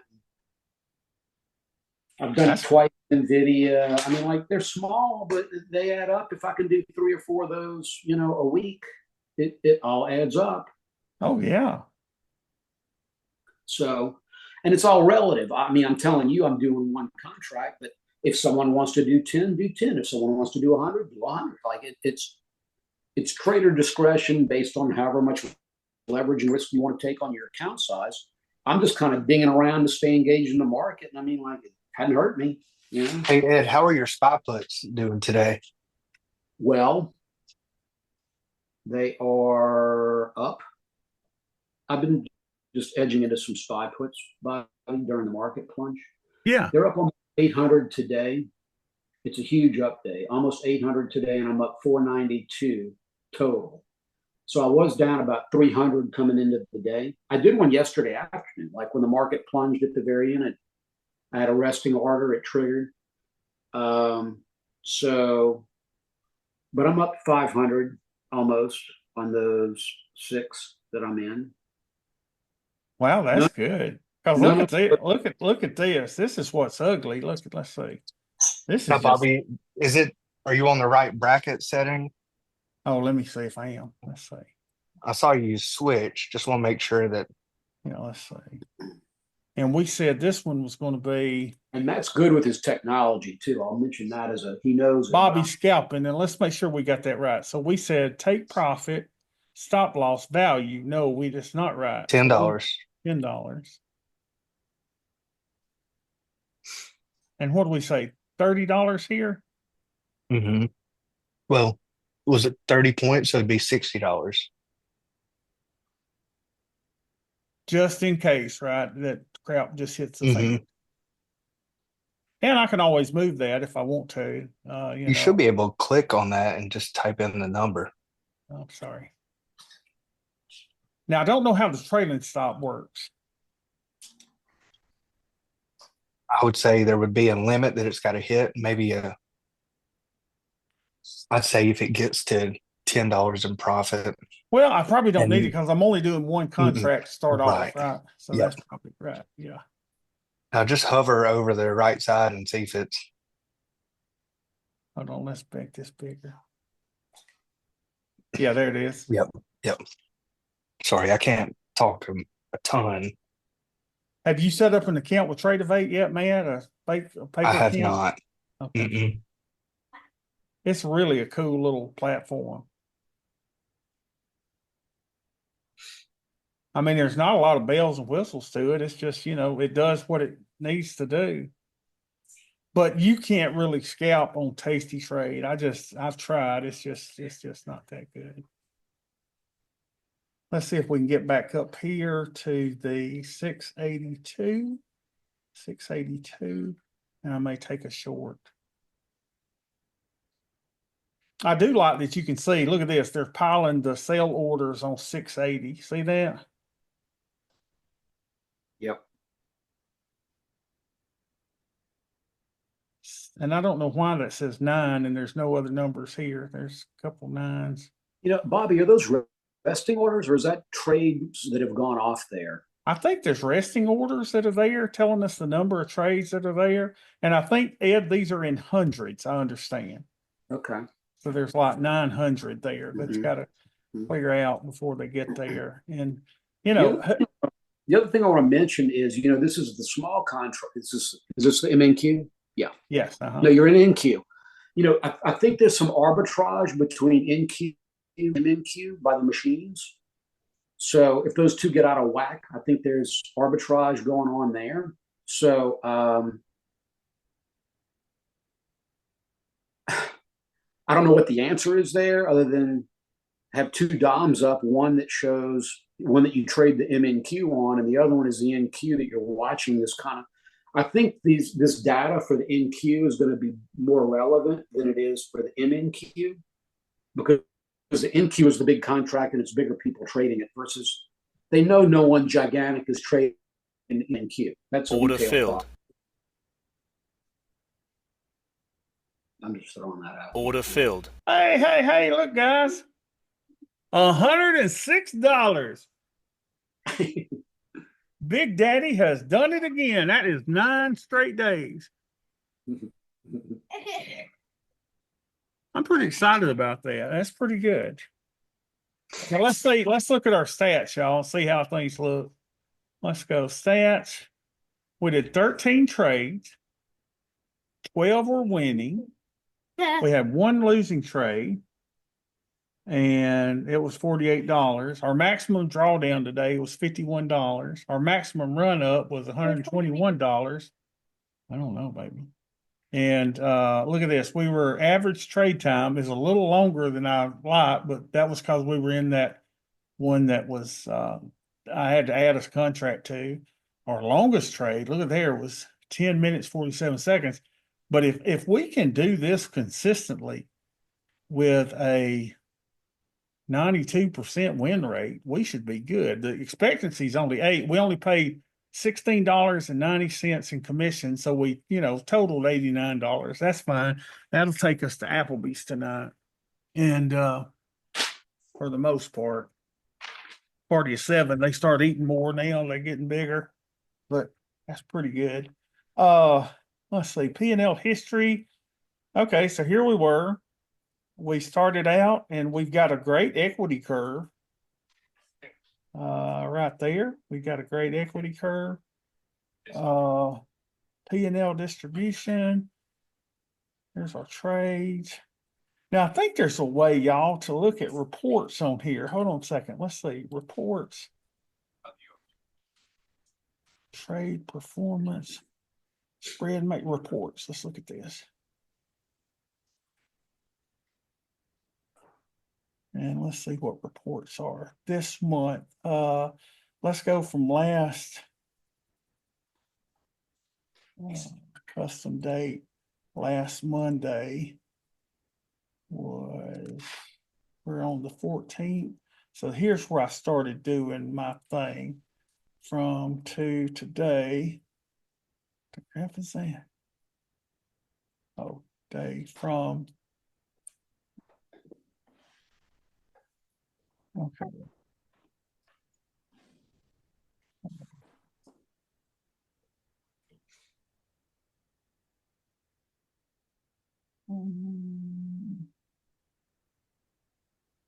Let's do it this month. I hate doing that. Let's see, because it's going to show that bad time that did. Well, let's see. Let's see what it looks like. Oh, here's 3-1. Let's go. What do we say? 3-14, 3. Today's 14. It may not show anything because you're back in a live account and you haven't traded that. Oh, you're exactly right. Yeah, you're right. Today's my first day of doing it. You're right. Let's log out. Let's get rid of this. Well, no, let's get through here. Yeah, let's see how we've done. So let's log in. Matt, for you not to have this program, you know a lot about it. Blind squirrels find a nut every once in a while. Oh, you're doing good. So from 3-3, 3-14 is when my streak began. So let's see that from 3-3 to 3-14. Go. Okay. Report is orders. We don't want orders. We want performance, cash, fields, account balance, history, performance. Let's see what that does. Okay, here we go. So in the last 14 days or so, we didn't trade this Wednesday because of dental appointment. We only traded a half of a thing there. So we look at that trade fees on that, y'all. We don't get the good commissions on this because it's paper trade, I guess. We don't get that lifetime, whatever that they fill in. But we have 233 trades. 177 of them were profitable. Average trade time 1 minute 15 seconds. Longest trade was 39 minutes. That's swing trading. 75%, y'all. Expectancy is only $35 a trade, but still with 8,320, that's still $7,150, in 2 weeks. I think that's great. 3,500 a week. Losing trades, look at there, y'all. We lost 51 trades, lost $12,000. Our biggest losing trade was $1,400. Average loser was 254. That's better. I really don't need to let them run up that big because, like you said, Ed, one trade, bad trade, can take out several days of wins. And I've had it happen so many times. Yeah. And it happens on all time frames. I mean, you can swing trade and do well, and you let one get away from you, and it just blows out your whole year, puts a major dent in it. So I like this too. You can look at the distribution curve day after day after day, boom, had a bad time there, but then we really recovered. And I think this showed me getting better toward the end, even though, here was kind of rough still. And then we had a bad day, and then we just kind of went up from there. There's with fees, P&L distribution, P&L time per day. Got all kind of neat stuff on there. Huh.